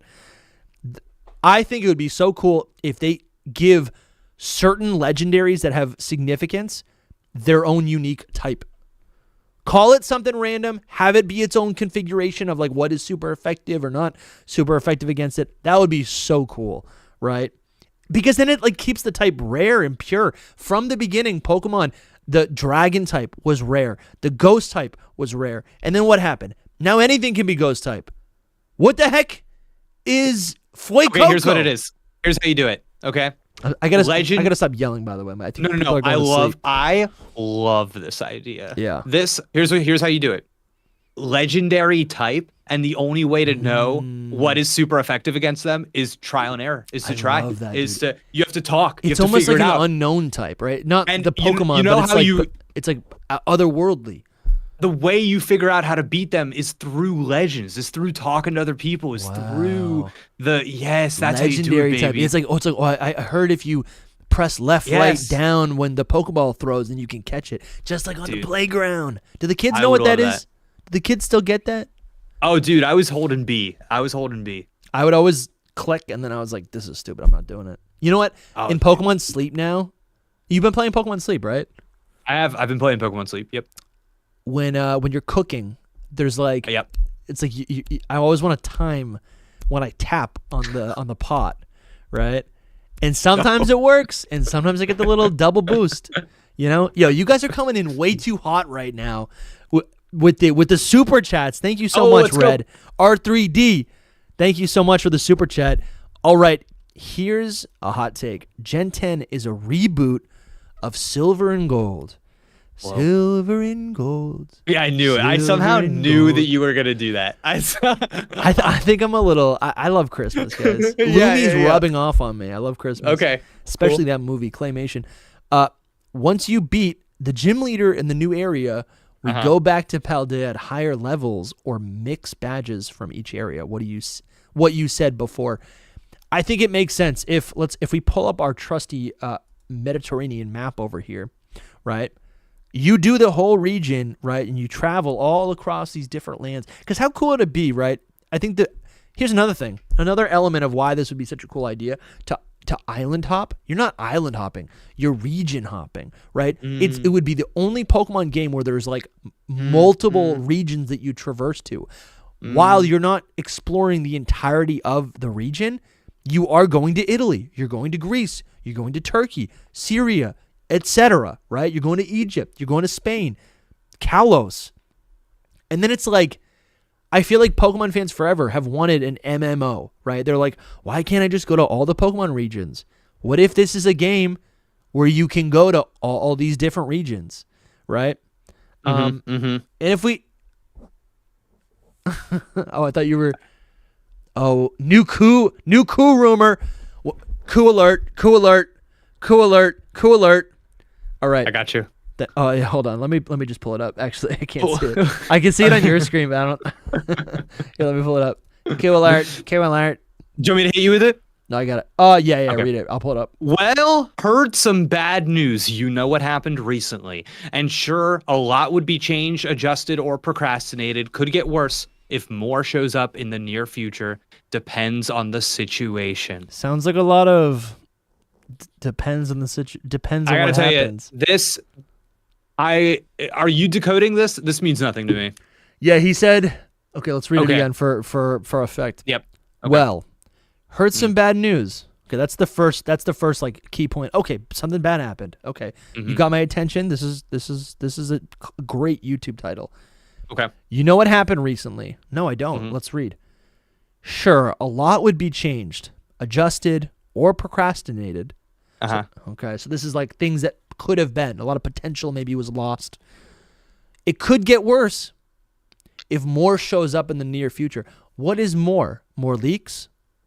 Okay, hold on. Something insane just happened. We just got a super... Oh, we got 10 gift subs. I'm Not Me gifted 10 Hidden Power Podcast memberships. Spencer, Synchro, Wise Oak, Dakota, Jess, Sky King, Steph, Aaron, Rich, Karen, and Abandoned Hubris just got gifted a membership from I'm Not Me. I'm Not Me. Thank you so much for the donation, for the support of the stream, for the Hidden Power Podcast. All of you guys who are watching, who just got membership, join the Discord, join the Battle League. You now have access to over 20 episodes, bonus podcast episodes of me, Lumi, and Soul, and a bunch of guests. I think there's some episodes with Loxton, with Ron, with a bunch of really cool friends of ours. I don't think Jake has a paywalled episode yet. No paywalled episode? No. There's over 20 episodes of bonus episodes. Go check those out. Thank you so much, I'm Not Me, for supporting. And I'm Not Me just joined as well. So thanks, I'm Not Me. That's Thank you so baby. much. Thank you so much. This is awesome. Thank you guys so much for the support. All right, back to this new coup tweet. It could get worse if more shows up in the near future. Depends on the situation. I think coup is joining in on the hype. I think potentially, right? And I got a little news earlier. I'm always I got this feed, right? This little group chat. Things are coming out. Okay. Things are coming out, and I think coup knows that eventually Legends EA is gonna reveal. Of course. Yeah. Exactly. We all know this. And I think, of course. It would. And I think he's jumping on this a little of. bit. I think he's jumping on this a little bit. Okay. Yeah. Gotcha. Yeah, I don't know. I that's all I can get. That he's just inserting himself into the conversation is what I'm trying to say. Do you think with the commentary? Do you think the commentary being made is that maybe Koo is commenting on Game Freak changing something because of the leak, or sure, no? maybe. Oh, hold on. Because it's a lot would be changed, adjusted, or I'm not really sure about the word procrastinated there, but yeah, English isn't his first language, so I think it so changed and adjusted. I think procrastinated can mean like yeah, just like maybe like this was left out. Maybe we're not going to finish this or whatever. Sure. Well, heard some bad news. You know what happened recently, the leak, and I'm sure a lot would be changed, adjusted, or procrastinated. Could get worse if more shows up in the near future. Depends on the situation. I mean, what is the suggestion here? That like Game Freak is gonna like sabotage their game because like a small percentage of their fan base is ravenous and in love with the franchise. But you know, listen, I talked to some people earlier today in some pretty sus Discords, and there's some pretty gross people for sure. In the community who are like spearheading a lot of this. I mean, of course, this is like we are, of course, dealing with legitimate criminal activity, which is insane. But if I'm translating this Koo tweet like moment by moment here, well, heard some bad news. So to me, this is separate from the leak. Yeah. So heard some bad news. You know what happened recently? That's the leak. So I heard some bad news. You know about the leak. Yeah. And sure, a lot of stuff is changed. Okay, so a lot of stuff in games, we know. A lot of stuff in games is normally changed or adjusted. But it could get worse if more shows up in the near future. So I think could get worse is in reference to heard some bad news. So yeah, but what's the bad news? That like right. So I mean, I heard some bad news and it could get worse. So the one thing that we do know that we could maybe speculate on a little bit is if you saw that Taco tweet, he retweeted Harada, one of the developers behind the Tekken series. Are you familiar with this at all? No. So Harada, who is like at least I think that's who it was, a celebrated video game director, was explaining, yes, this is who I think it is, was explaining to fans that they maybe, I know, isn't that great? Yeah, I love that. I'm tempted to do that myself. That they maybe should not submit such specific ideas to him for characters and stuff like that should be in Tekken, because it actually creates legal issues for them. Jeez. If any. And so my point of comparison with this is that I have had friends who, like when I was living in Hollywood, who were producers and I'm a writer, and they would always say, Jake, you cannot tell me about any idea you had, anything that's like, you cannot, anything that might be, because then all of a sudden we put out a movie, or I put out a movie, and it's vaguely similar to something you told me, and then you can say, hey, that was my idea, they took my, stuff like that. And it's this kind of thing now where you have all of these, we've seen it, where they have a beta Pokemon or whatever, an early design, and then years later, generations later, they revisit that design, they bring it back, and they go, oh, it fits here. Now, because of this leak, in theory, they can't do any of that. Yeah. Everything has to be kind of put on ice. So it makes you wonder how much work has been done into Gen 10, and how many Gen 10 Pokemon now kind of have to be rearranged or outright deleted because there were things that are now out in the public that it's bro, like, this is sad, man. Yeah. No, So, I'm like thinking a lot now, because I have read some of these Taco tweets, and I was getting a little bit like, this seems a little dramatic. But with that additional context, that is actually, I think I feel like I've seen jokes, comments, underlying comments, whatever, over the last like 20 years, where it's like, all of these great Fakemon designs are amazing, but you need to stop making them, because every great design that you make means Game Freak can never make that design. Right? Which is a little bit 100%. Different, but it's kind of the same thing, right? It's like, if you put this in front of, like, I don't know. There's so many amazing creators, and it's like, they, for their own protection, will want to make something different. And so what Taco's saying here is like, the fact that all this stuff got leaked, and we see, right? And we see in this beta information these beta sprites. There's some cool ideas here. Some of that have already like been actualized, and some that have not. Like this little tiny. Where is it? I haven't shown you this yet. Hold on. Where is it? There's a. There's basically a book. There's a. Oh yeah, you sent me the book. The bird. Oh, did I send you the book bird, dude? I think it's clever. It's me kinda, too. I mean, it's a little rough. Oh, top right. Oh, never mind. whatever. It's gone. Yeah. But yeah, it's a little rough. I think. Yeah, here it is. I think it's a little rough. But it's adorable. Like make that. Yeah, I get the idea. Makes sense. Yeah. And now the idea that maybe that potentially because we already know about it and it's out there that they will just ignore it maybe going forward and we'll never get a Pokemon like this. It's a little sad. And I do think there is a degree. I would have to ask my brother, who's like an attorney, how this works. Get him on the pod. It's like, is he around? Yeah, right. It's yeah, he's doing something. But the like these leaked materials don't have any like copyright or anything applied to them. Whoa. Because so there's a degree to which somebody can lay claim to these things and like we can have something. a live stream with this right now and it's not an issue. It's like a weird it's a weird situation and I really it's like that seeing tweet someone's that Taco, totally it's like seeing someone's like notebook with ideas, right? They're just concepts that have been written down, but if someone else has access to them, there's no legal protection. And the thing that Harada says in that really long tweet is that he talks about how if a certain percentage of people will file a lawsuit in the form of you used my idea, you used my proposal without my permission. Sure. And with something like Pokemon, you could totally see how like you take one of these beta Pokemon, some really talented 3D artists fixes it up, changes a little bit, and then you see an element of that fan design shows up. Maybe somebody at Pokemon had the same idea. The next Pal World game. And then it's bad press. Yeah. And like legally, would Pokemon ever really be in any trouble? No. But I don't think that these are the kinds of things that I think they definitely talk about. Shoot. That's nuts. Yeah. I wanted to just highlight this right now. We got a super chat from NMT Arts. This is their third super chat on the live stream. Ooh. And honestly, their message made me kind of listen, I think I get internally emotional quite a bit.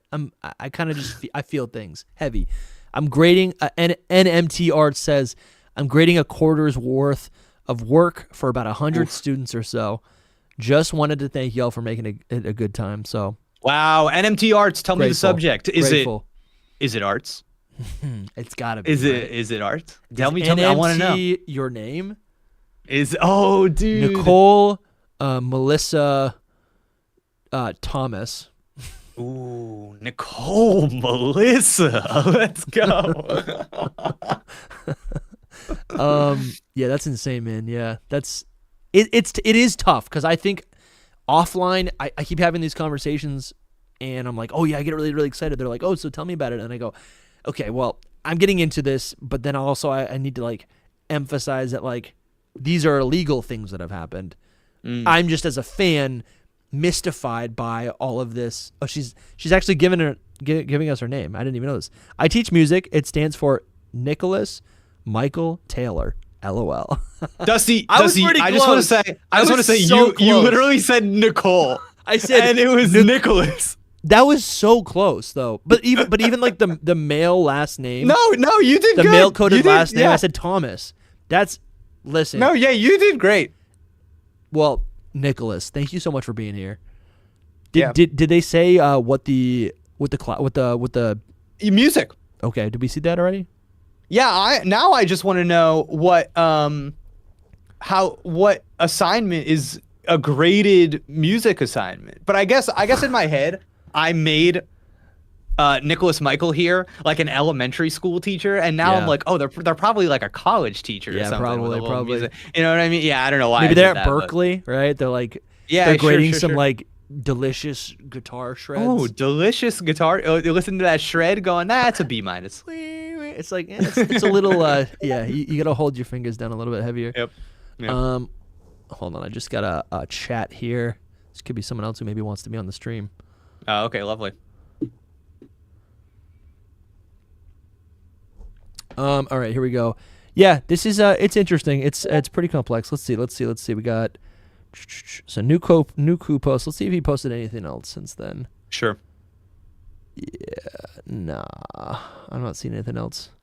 All right, I love this so much. This like buff unknown. This will have to be its own video. Oh my god. Buff unknown. Do you see it, dude? He's got a little. He's got a little muscle. Wait. I know. I do like that. This one's Listen, unknown. Will unknown ever get their time in the sun? I don't think so. Do you think it's weird that? Okay. All right. Hear me out. Sure. You know how all the Meltan come together and they make Metal? Yeah. Can we get something going like that for unknown? Buddy, what that is hold on, do I have where's my account? Is my account here? Holy cow, hold on. Can we do this? Dusty? No, I have the oh, whoa, what was that? That was not me, just for the record. What if this is Unknown's evolution? Oh, because the unknown, yeah, no, I like that. Are on its body. Although people, people were telling me like just like this is just like a little stone frog, and then this is the stone frog climbing this pillar, which I could see. But anyways, let's go back to Centro here. Let's do a little refresh because it's been about an hour. Okay. I can't believe it's 10 o'clock. You guys have been so supportive on the stream. It's honestly amazing. Ooh, I wonder if the coup tweet was more about Gaia because there's so much time between now and when Gaia is going to come out. Oh, that let's it's take like, a look at that. Yeah, that's a really good point. You know what I mean? It's like because the thing is, I think Legends ZA is in out. Like and it's in a content complete form. I think. Well, also, have we discussed that like apparently the leakers literally have a real version of the game? Yeah. A build. Okay. Yeah. They have a build. Yeah. Interesting. Okay. Well, heard some bad news. You know what happened recently, and sure, a lot would be changed, adjusted, or procrastinated. Could get worse if more shows up in the near future. Yeah, because the thing about Gaia, dude, is that Gaia is not even announced. So they might tank they could tank. It depends on how far along in development they are. They could do a harsh left turn. They could. Oh my god, that's horrible. Yeah. They could say, all right, we're going to take what we have and we're going to go in a sharp other direction. We're going to get away from these leaks. But if Gaia is supposed to come out next year, then that has to be impossible. I don't think next year. I thought it was going to be the year after next year. Oh, 26, right? Okay. Was it you were the only person I was talking to tonight, but we were discussing it earlier. I don't know when it's going to come out. I mean, I don't think anybody does. That was honestly me just guessing. No, I know, but like I flip-flop. I guess that's true. If they have the information and it's really just concepts, then we're looking at a 2026 game. Which would, I guess that gives them. So people are. I just want to address something in the chat. All their ideas, man. Yeah, and I want to address something in the chat right now. It's like The Last of Us got completely spoiled and nothing changed. This is a completely different situation from that. Games leak all the time, like the week before they come out, but that doesn't affect the kind of like legal implications of the things that we're talking about, especially with a game that is years out and has not even been announced yet. This isn't just people know information. This is like the files. Yeah. This is like the work is in people's hands. Yeah. It's a seriously different situation. And if I'm being candid, it's tough to say because like if they scrap everything and start over, this is all of a sudden feeling like a rushed game again, right? 100%. But if I'm being honest, I would rather them scrap it, make a whole new concept, maybe use Gen 10 in the future or like reinterpret some stuff for another game. Yeah. That way I don't know about Gen 10 for the next 2 years leading up to it. Like, I don't want to be spoiled. I really don't. I think Legends ZA, fine. It's like, whatever. I think I've come to peace that I'll get it spoiled. I'll play it in 6 months. But Gen 10, I don't want to know everything about it.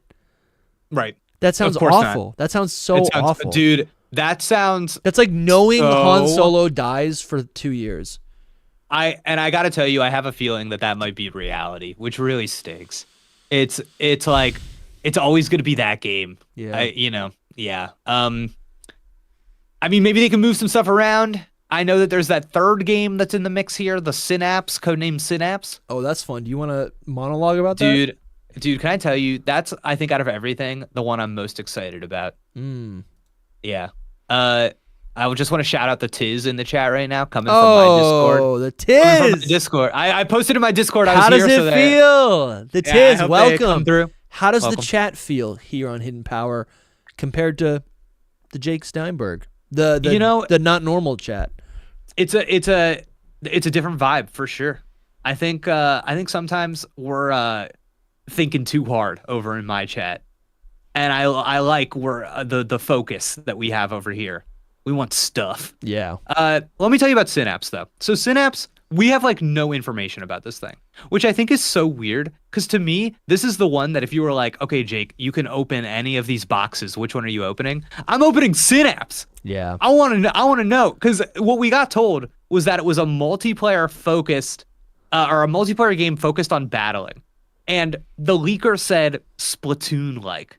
And I hear that, a couple of things come to mind. Synapse, very similar, the words to Synchro. I think about controlling Pokemon. Yes. I think about maybe like a genre of video game that is team-based like Splatoon, multiplayer game. I'm thinking about hero shooters like Marvel Rivals or Overwatch. And I'm thinking like a Pokemon multiplayer third-person action game where you're like battling each other. You're kind of a Pokemon Unite-esque, but more action-based. Oh my god, I think that would be so fun, dude. Action-based, so fun because Unite is like kind of like point and touch and like right. Yeah, because Unite it's a mobile. It's primarily a mobile game, but it's a MOBA. And MOBAs are kind of about the commands, whereas like an action game, like a hero shooter, is more about like reactions and like reaction time and like execution. So if you played Overwatch or Marvel Rivals, that's kind of what I'm thinking. Heck yeah. So it's less about capturing points like you do in a MOBA, and it's more about completing objectives and eliminating opponents. Yeah. So it's like, maybe there's one map where there's 3 areas that's like capture the flag and you got to go and do that and everybody's trying to do it at the same time. Oh, I love that. Maybe you're like delivering a Snorlax, so there's like a car and it's got a big Snorlax on it. You got to push it through the map. You got to push it. Yeah, stuff like that. So like classic hero shooter kind of stuff. But with Pokemon, dude, I think that would be so freaking cool. And those are like super popular right now, right? Super. Yeah. Oh, that's like a beloved worldwide genre. Wow. So okay, and it would get an audience. Okay. Yeah. That's hard, dude. I like that. It'd be so fun. Well, and just think about they could do like Smash Brothers style, like a new character is coming out, and it's like the hype of every Pokemon. Pokemon presents. They already do that. You're on like the edge of your seat. It's like, oh my god, who's the new fighter gonna be? Hitmonlee. No, it's Incineroar. He does the Psyduck. tornado. Yeah, Psyduck. It's always Psyduck. Be so fun. Scizor is gonna be in it day one. Dude, Scizor is always in everything. People like Scizor. He was in Pokken. That's what I'm saying. He's in Unite. He is? Yeah. Wow, people do. Wow, dude. People like yeah, okay. Here's the thing. Yeah. He's not in sleep. Not at all? You can't find him? Scizor is not in sleep. Nope. How do they pick the Pokemon that are in sleep? That's fascinating to me. Dude, I got a shiny Meowth. That was cute. That's cool. I got Slackoth is in it. Can I tell you my favorite one I got recently? Yeah. I got a Geodude that's like hugging himself. Oh, yeah, he's like it's so good, dude. Yeah, it's so good. Funny. I love that one. Yeah, Geodude's funny. I'd like to get Geodude's good. I was gonna say like it maybe needs a new form, but I already got one. We got it. So next, please. We got a new super chat from PD Gaming. Are they in your stream too? I see PD Gaming every now and then. We cross paths. I see PD Gaming all the time, but okay. I wasn't sure if you guys. Okay. Yeah. But thank you, PD Gaming. PD Gaming says Jake's Substack. Oh. Which go check it out. I don't know where the link is. Jake's Substack hits even harder now that Koo is saying things might potentially change because of these leaks. Yeah, I wrote a little essay. Yeah. Called "Feeling Bad About the Pokemon Leak." I will drop that link in the chat. Please. Yeah. Yeah, there you go. Hopefully people can see that. Yeah, and I think when this first dropped, I just had a bunch of conflicting feelings about it. Okay. And I just wanted to, not in a video where I think sometimes just by virtue of making a video, you're a little sensationalist. You kind of like hype things up. I wanted to write specifically because I wasn't trying to turn myself up. I was kind of trying to turn myself down. And yeah, and I think like understand the conflicting things that I was thinking about. So yeah, so I wrote this essay that's like, here's what I think is interesting and beneficial about like people getting to look at this stuff, but here's also why I think it makes me feel discomfort.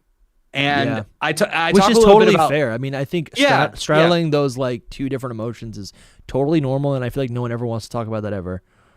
So that's right. That's And nice. I like that. I told the people in my Discord, I was like, I think the theme of this essay is like trying to hold two things at the same time. Yeah. And I think especially as an artist, I got to tell you, I've got like a Google Drive full of notes and ideas and drafts and stories that no one has ever read. Dude, yes. And sometimes, dude, I think about like those getting out and people making judgments about me or my work based on those discarded drafts, and it weighs heavy on my heart. Yeah, man. And it's just stuff like that I so I just kind of wanted to talk about that in this essay. So No, I love that, man, so much. I'm trying to find the link. I can't even find it.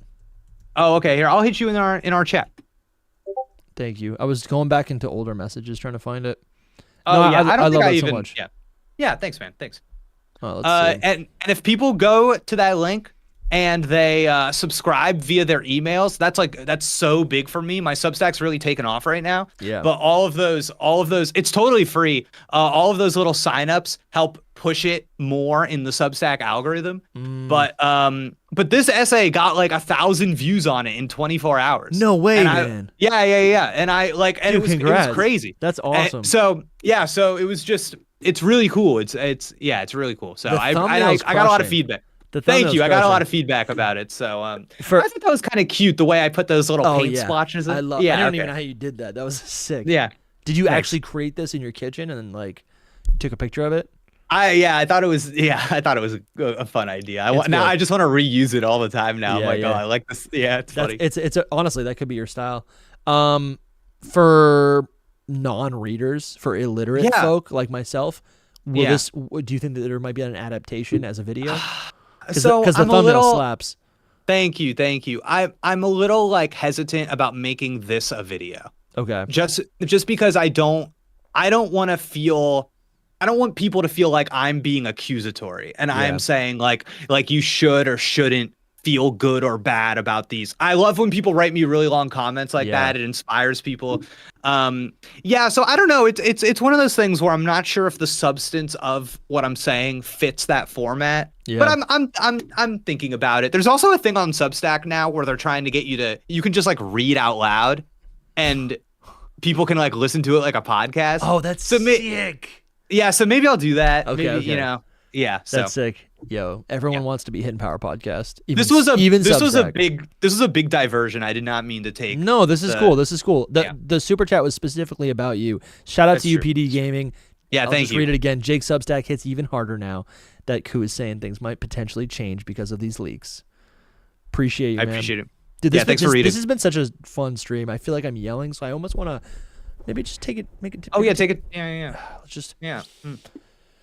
Let's do a little reset. I could go for another 45 minutes.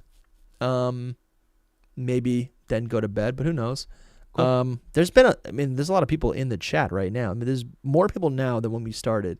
So I'm loving this so much. I'm having fun. What I want to do is take a look, see if there's any new breaking news. Oh yeah, new breaking news. I'll do some looking myself. Yeah. Because here's the thing, actually, Jake. Could you? Yeah. I'm afraid to go on my homepage. Because I feel like Twitter shows me things that are shocking enough for me that like I'll stop and be like, what am I looking at?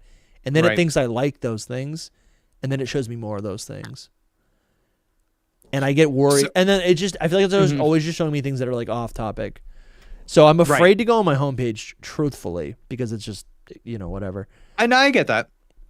So the primary thing I'm seeing is people are kind of discussing a further leak to Legends ZA, which I don't see happening. Or a further leak, I'm sorry, a further delay. I think Legends ZA probably has its target and this stuff is locked in. But I will say, dude, I really don't know what the legal ramifications are of all of this stuff getting out and then trying to publish a game with a source code that is leaked on the internet. That to me feels like a huge security issue. Like, because if you have the source code, you can exploit that software in a specific way, and it might be dangerous for them to release a game if those materials are on the internet somewhere. Wow, dude, I never even thought about that. That's actually freaky. So there are, you know what I mean? So you would really need to be not even just somebody with technical or legal know-how. I think you would have to know specifically how Game Freak's games work. You would have to be there to say how big of a problem this is. They're probably diagnosing how big of a problem it is right now. Interesting. So we get another super chat. Actually, great. Gendy's been a member for 2 months as a legendary member for Hidden Power Podcast, supporting the show. Hold on, I gotta read his thing, but I'm Not Me just gifted 10 more memberships. Oh my what the God. heck? Hold on. What the heck? Oh my gosh. All right, Gendy says, Dusty, is your subconscious knowing you're keeping those starters secret? That's what's making you so energetic. I don't think those starters are real. I don't think they're real. Let me just. I don't think they're real. So the chat I'm in, people think just to go back, people think Koo is talking about a ZA, but wow, that I don't know. We have 10 new members in the Hidden Power universe. Yeah, nice. These have been gifted by I'm Not Me. Thank you so much. I'm really trying not to yell. Thank you so much. I'm Not Me. Thank you so much. I really appreciate it. Dude, think about this. You're just sitting, you're watching the stream, and all of a sudden your name shows up and it's green. And you're like, oh my God, I got all this new Hidden Power content I can go watch now. Octoshade, Boggy White, dude, all these people, they're like, oh my God, I'm in the club. So many people, Octoshade, Isaac, Bogey White. Oh, I know Bogey White. Nice. Mattias. What a cool name. Perauchi. We got Kanye. Well, he's already been in it.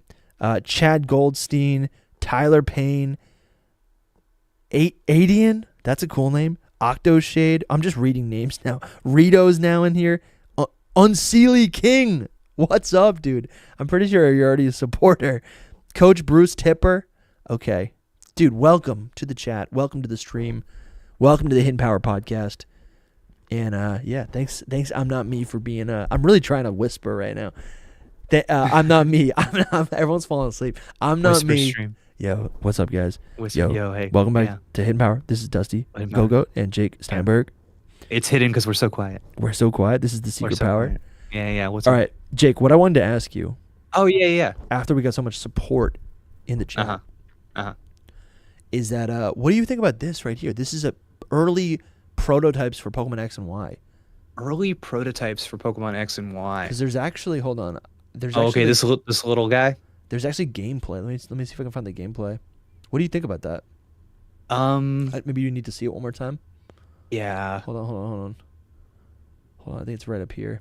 It's like this is early dive. Hold on. Okay. Yeah. Hold on. I just asked you a question, but then I said wait. No. It's okay. I swear it's here. I'm eager. Please. It looks really cool. It does. It looks really cool. Okay, your opinion. You leaked your opinion. Okay. It is. Ready? Oh, this is it? Okay, I'm watching. All right, black screen. Okay. I love this. There's loading. Music playing. Oh. Classic 3DS experience. Oh, okay. Popped up. What do you think about this? This is prototype. Yeah, sure.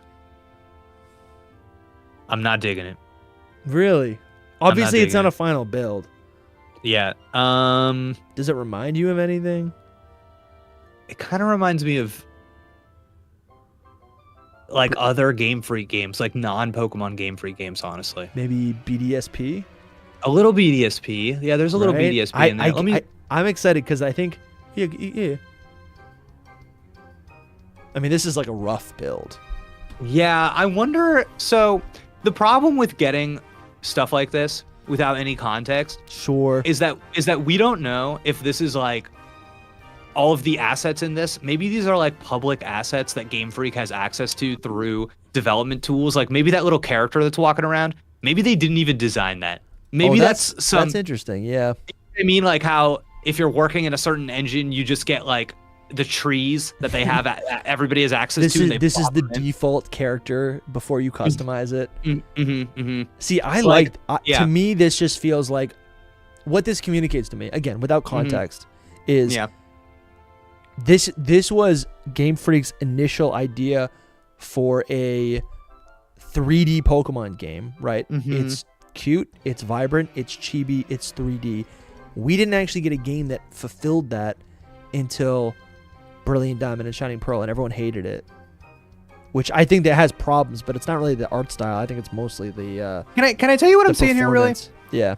I really think that this is a build that like the programmers make before they have access to art assets. I like it. Really, to me, looks like so much little of this girl. Like this hiker is real. No, definitely. Oh, but I wonder if it was grabbed from like Gen 4 or whatever. Yeah, I'm wondering if this is they just have there's some schlock. You know, sure. It's So I don't know. It's interesting because I think a lot of this is made to communicate ideas. Yeah. Or to just like get ahead of development before the assets are finished. I don't know. It's so hard again without context. But there's nothing I'm seeing here that I'm like. Can I tell you the other thing about this? Yeah. It doesn't look like 3DS to me. Well, I think it's obviously upscaled. Okay. Or maybe, or actually, someone's controlling. So they're playing the game on a computer, and then you see right there it shuts off, and they're controlling with a cursor. So I think it is upscaled. Interesting. Okay, so maybe the emulator that the person who recorded this video is. Yeah. Oh, I see. Sure. Okay. Serpy, welcome to the Hidden Power universe. Welcome as a legendary member. Thank you for supporting the chat, and I love the art. I've never seen that before. The Suicune art in your profile image, that's epic. That is really, really cool. Thank you for supporting the podcast.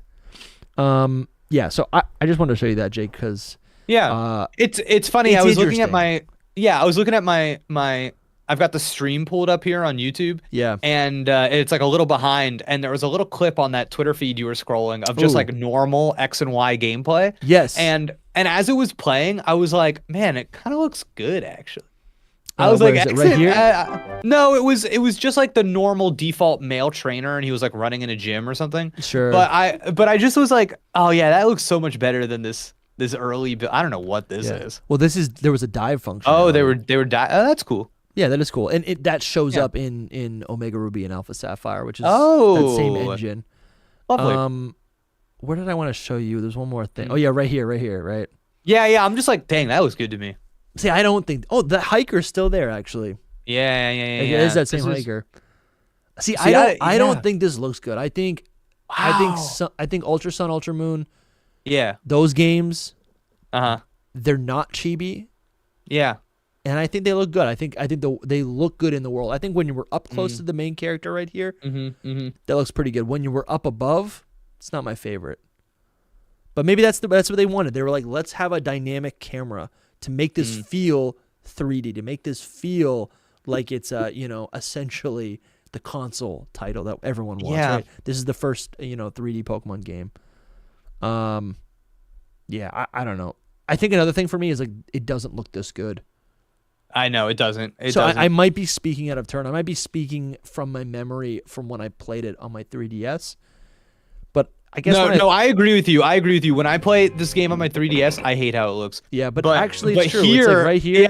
It's kind of clean. And I think And another thing, Jake, I think why I'm always looking at things and being like, "Oh, this is cool. Because I like to see the connective tissue. I like to think, maybe they were thinking about a 3D chibi game right as they went over to the 3D, and that idea was just baking, right? It was just, it was in the oven cooking, and we didn't actually see any sort of product from it until 2022. I think those are the things. I don't know. I just love seeing the through line. It's like they're not just making stuff up as they go. I mean, they are making stuff up as they go, but they also let ideas incubate. Yeah, I do feel like this is just me speaking out of turn, though. Sure, I do think sure. I think BDSP's art style is a cost-cutting measure. Yes, I agree. I don't know if that's an idea as much as it is a function. You know what I mean? It's like, but when I look at this with proper shading, I don't like it. I really don't like it. I mean, it's rough, but like, yeah, the trees look the same as Sword and Shield. Can I tell you why I think it doesn't work for me? Yeah. There is something about okay, take that image, hold it in your mind, and imagine any Pokemon in the overworld alongside the characters that are standing there. Ooh, that's really good. That's a good point. So something is not the size. There's something going off there, and I don't know exactly what it is, but it's hard for me to place them in there. They look a little bit like toys, and I feel like the Pokemon would also have to look like toys. Dude, and I gotta say it again. I think the world is so generic. It doesn't look like a Pokemon world. It looks like Harvest Moon a little. Yeah. And I think when you put Pokemon in a non-Pokemon thing, because Pokemon's design is so clean and cohesive. It stands out. Holy cow! Yeah.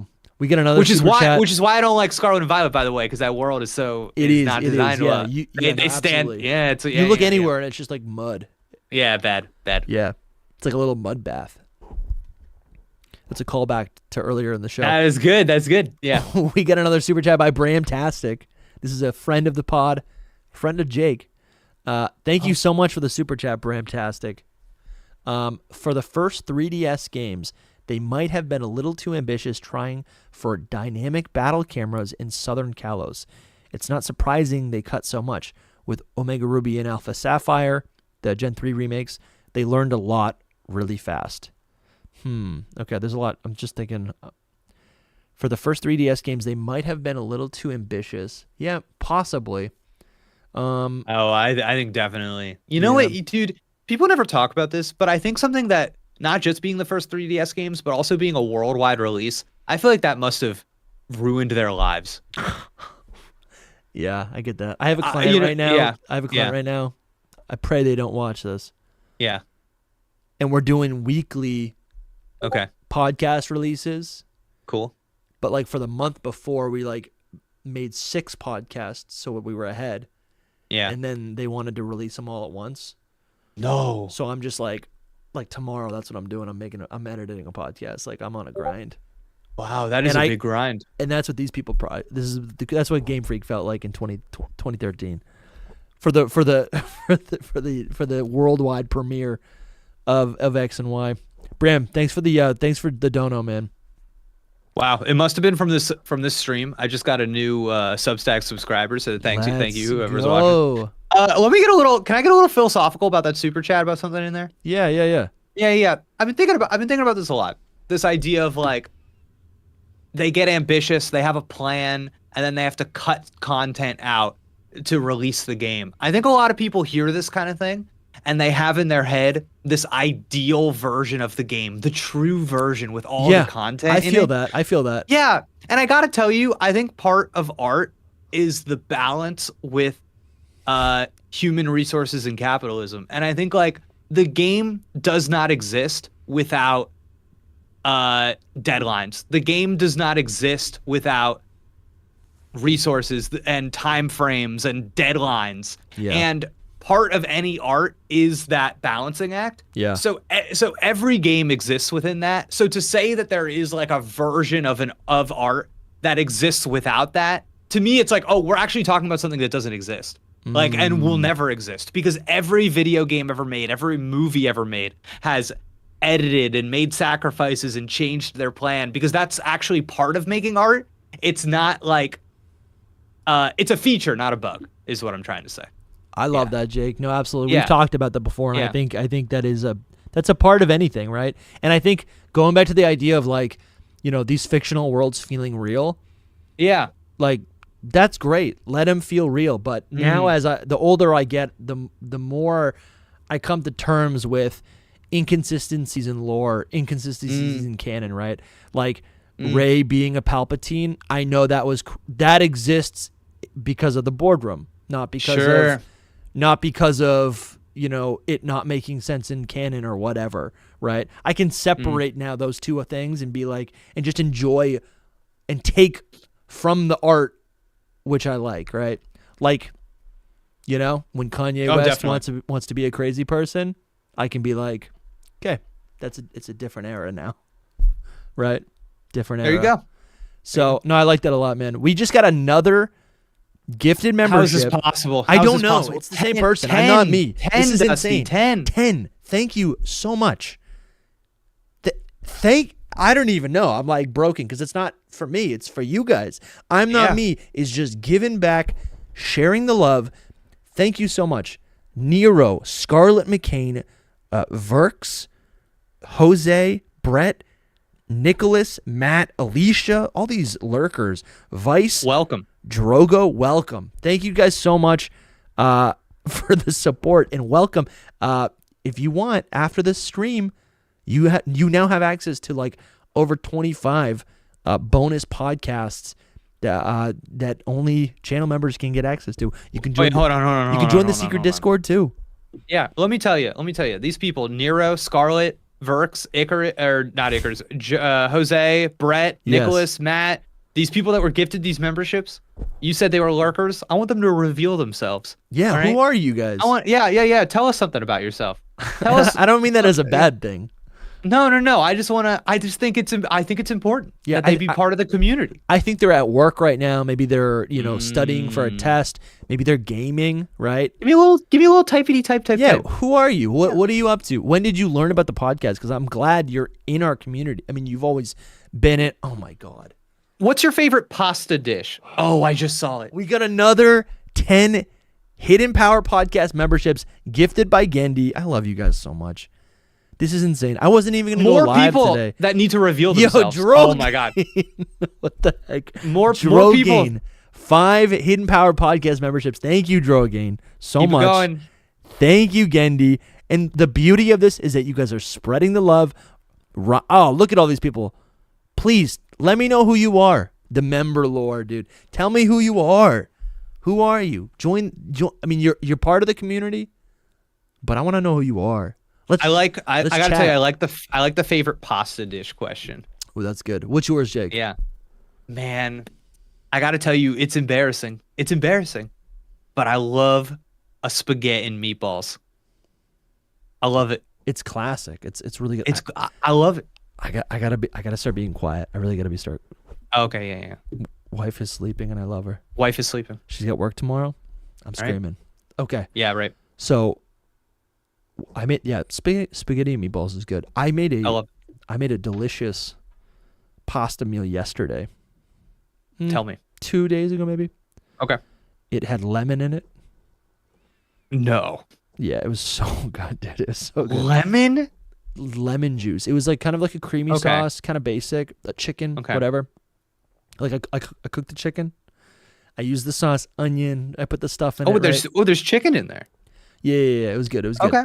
And then I did a little deglaze. That was nice. I put the pasta noodles in there. I put some cream in there. It's cooking. And then the recipe says put like what was it? It was like a quarter of a cup or whatever. It was like squeeze in the juice of 2 lemons. Okay. And I was like, this is gonna be crazy. And I tried it, and it cut through. So like I love a savory dish, and it just cut through. And I served it with some like panko chicken. Oh, here we go. This is Jake right now. And I served it over arugula. Bro, it was incredible. Dude, panko chicken. Dude, it was incredible. I'll send you a picture. I'll put the picture on Twitter. Beautiful. Oh my God. Dude, thank you so much. Once again, Gendy, Drogain. Once again, yes. Gendy, Drogain. Where is it? I'm not me. I'm not me. I'm not me. I'm not me. Thank you so much, all you guys. Drogain, Gendy. And guess what? I'm not me has donated $1. So thank you so much for the $1. Oh my goodness. Oh, that's awesome. Jeez Louise. I love it. Too crazy. You guys show up, dude. I love this community so much.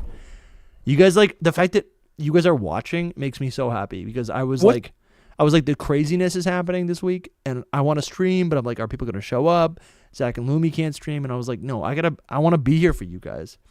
I want to just like be here in the moment while new news happens because it's a crazy week. I want to hit a chat comment here. Yeah. It's Garun Larza says lurker here. Yeah. I listen to all the podcasts, and I'm playing Emerald for the first time. Just beat Crystal recently. I also just played Emerald for the first time. Awesome show, guys. Love to see it. That's jolly. Thank you so much, Garen. Jolly vibes. That's awesome. That is so awesome. Well, enjoy Emerald. What was your team in Crystal? Oh, yeah. What was the team? Yeah. John Africa says you guys should talk about the best fan games. And I'm actually... Oh, the super chats are coming through. Yeah. I'm actually doing a solo interview podcast with a good friend of mine tomorrow. And he streams on his channel ROM hacks nonstop. He does ROM hack reviews. So actually in that episode, I don't know when it's going to get published, but we're going to be talking about all his favorite features from all these different ROM hacks that he's done. What were you going to say, Jake? Cool. No, I just want that. I want that recommendation. I want those. I want to know what the best one, because you and I talk about it sometimes. It's so hard. It's so hard to wade through the ROM hack, and a lot of them are not for me. I don't want those super difficult ones. Sure. That's not why I'm here. That's not why I'm there. Sure. You know, I also what wanna, I was. Yeah. Oh, please. No, go. I'm pulling. I was actually going to say, I just want to hear from the chat that's here right now. I want to know what they are like. Oh, I want them to talk about this right now. I actually am like, oh man, I wonder if there's like a thing that we should be talking about that we're not. But I see, listen, Dusty, you've got more super chats you got to get to. I know. You've pulled up the Halloween merch. Well, so please tell me about it. Yeah. So I saw Noivi, a good friend of the show, a supporter of the podcast, our merchandise artist. Oh. He said new members have discounted merch. By the way, you get a 5% discount. That's nice on merch. And right now, we've got all these exclusive new merch designs that Noivi has designed for us. These are limited time. Like, we will not be running these forever. But if you want to get your merch, if you want to get ready for Halloween, if you want to get a trick or treat bag with a unique design and support the podcast, you can either get your shirt or your merch or whatever as a Haunter, as a Rotom, or as a Mimikyu. It comes with a color. Just want to put it out there. shop.hiddenpowerpodcast.com. Just throwing it out there. Yeah, and we got some super chats. Drogain's here. Thank you for the support, Drogain. $5. I demand that Jake must dress up as a Snorlax for one full stream going forward. What do you think about that, Jake? I'm looking it up. Oh my god! Did we get another gifted membership? This is crazy. Oh no! No, wow. There are more. So answer the question. Sorry, we're just gonna work through this. No. I'm doing some research. I'm trying to see should this be me? Should that be me? Hello, everybody. Yes, dude, that's crazy. That's scary, actually. Is this from the beta leak? This is Masuda on Halloween. He's got this. He was like, guys, I want to tweet about this, and they were like, Masuda, you can't tweet about this. He goes, but I have a passion now that I'm not in charge. I have more time for my family and for my own hobbies. Yeah, I can't believe they have the transcription of a 27-minute meeting about this. Yeah, Drogain, I don't know if that's gonna happen. I can't force him. Oh my god. Oh my god, dude. And then Caleb Cowling with the super chat, with the 10 buckies. What's the president on the $10 bill? Is that a Benjamin?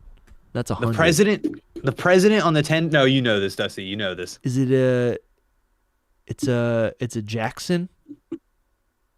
No. He has a very popular musical. Abraham Lincoln. No. Very popular. Come on. Lin Miranda. Yep, you're getting there. You're Lin warmer. Miranda. He was never president, if that helps. And then Benjamin Franklin?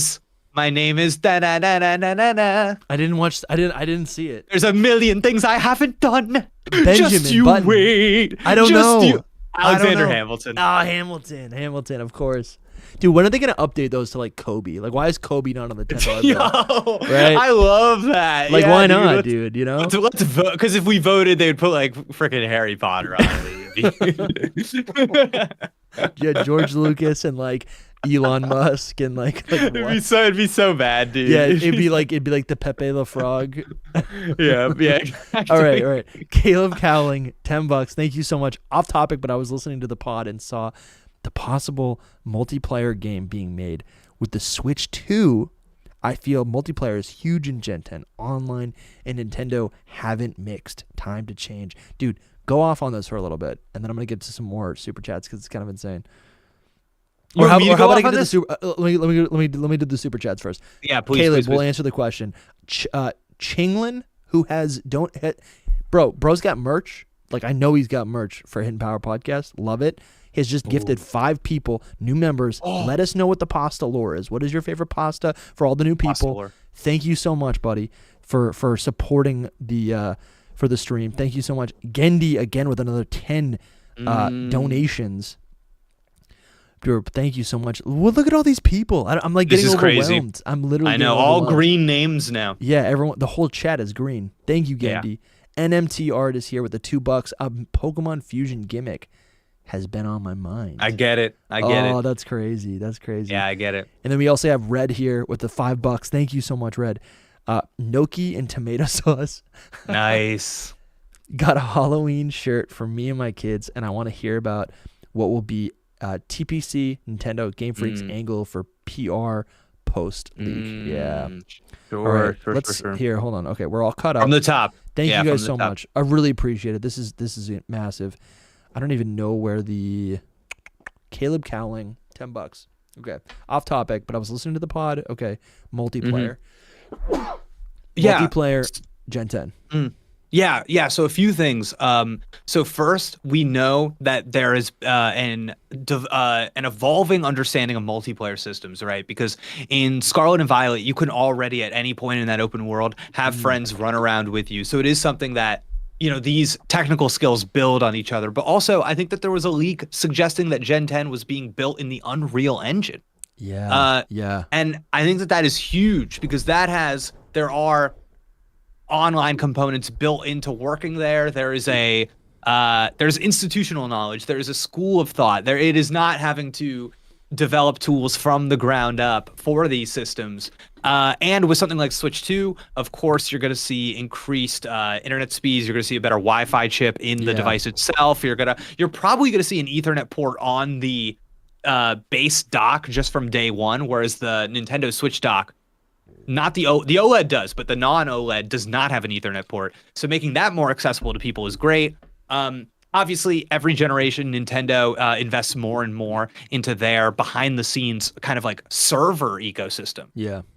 So that stuff naturally gets improved. I completely agree. Multiplayer is going to get bigger and bigger and bigger for Pokemon with every generation. And as somebody that really likes multiplayer, I think that's exciting. And I think you even see it with like the Tera raid battles and the Dynamax ones before that. They are thinking of things that they can do with in multiplayer, in online environments. And I think that we've done the Dynamax stuff. We've done the Tera raids. I think raids are great. I don't know if they keep doing raids. Yeah. I think it's got to be something else because I think we've kind of seen that idea through to its natural endpoint. We've done so many special raids for legendaries, for the starters, for the idea has run its course through the entirety of the Pokedex pretty much. So I do think that niche, that cooperative multiplayer online activity that you can run again and again, that they can do updates for as the game is in season. Sure. I think that there does need to be something new there for people, and I'm really excited to see what it is, especially since, terastallizing is probably not going to be the main gimmick of Gen 10. I don't think anybody thinks that. So they have to adjust. It has to be different. There has to be a new flavor of that part of the game, which I think is one of like the core pillars of the Pokemon new gen games now. I think it's important to them. So online, it's gonna be big. No, that's great. I feel I gotta whisper. Oh, of course. Yeah. Sorry. Hey, I feel weird whispering. I do agree with you. I think you make a really good argument for that. Like you're almost riding the excitement that you have for like in the desire for like a new shakeup in the Smash scene, right? Like, I mean, I think it makes sense. You're right. There have been so many different iterations of these raid systems. I would argue, though, I feel like I don't think raids are going to go anywhere. It does feel like a new pillar. It's community battling, right? It's timed. It creates something for everyone to jump up to jump on, right? Every couple weeks. And I think the reward with the raids we've seen this generation, it's not really shiny Pokemon. It's a specific Pokemon with a specific mark, which in a lot of ways functions like a shiny. It's a collectible. It's a new variable on a Pokemon. So I think there is more. I think I agree with you. I would like to see something new, and I hope we see something new. But I am hesitant to say that raids would kind of take a backseat into the future. Sure. Yeah. Because there still has to be something that serves the niche of the raid. So if it's not a raid, I think it will look a lot like a raid, sure. a big cooperative battle. But even just taking the terrestrial element out of it, there needs to be a new thing so that like when you announce a new raid battle, people don't go, well, why didn't you just do this in Scarlet and Violet? Like you could have just done this in Scarlet and Violet. That's a good so point. So there's got to be something that, and I think that's exciting because I think that the Tera raid battles have been way better than the Dynamax battles. Yeah. So I like what I'm seeing here. Yeah. I think a big jump they could make is, and this shouldn't be a selling point because it should just work from the get-go. But I do think it'd be great if we had more robust battles. Like the battles are dynamic where like everything's happening at once, but they don't. I feel like I think the objective is a little confusing. Here's the thing: I haven't actually played them. I haven't played them in a long time since launch, but. Yeah, from my experience with the raid systems, like it's kind of confusing, and I never really know what's going on. So I think there's a lot of improvements they could make with that to just make the objective clear, to make the game clear. I agree. Yeah, I agree. NMT Arts with the $2 says a Pokemon Fusion gimmick has been on my mind. I've been thinking about Fusion. That was like my 8th video on my channel. Always thinking about Fusion. I always think about like. Yes, there's epic ones you could do, right? You take a humanoid Pokemon, put it on a horse, or a dragon, or you give Snorlax or whatever a Vanillish to eat, right? And then it's like a little funny, right? Snorlax has like a new like ice beard. Did you just come up with that off the dome? No, I've been thinking about these like silly ones for a while, but it's like it's obvious, right? Snorlax is holding the cone. It's now ice and normal type. Maybe it unlocks something else. I don't know. Like, it's genius. That's not really that good. idea, but just fusion in general. I think there's a lot of opportunity there. All right, you get to fuse a couple of Pokemon. You're thinking about your favorite Pokemon. You're thinking about how to enhance them. Yeah. Where do you go? I'm trying to think of a Pokemon that almost functions like you give any Pokemon Honedge or Doublade.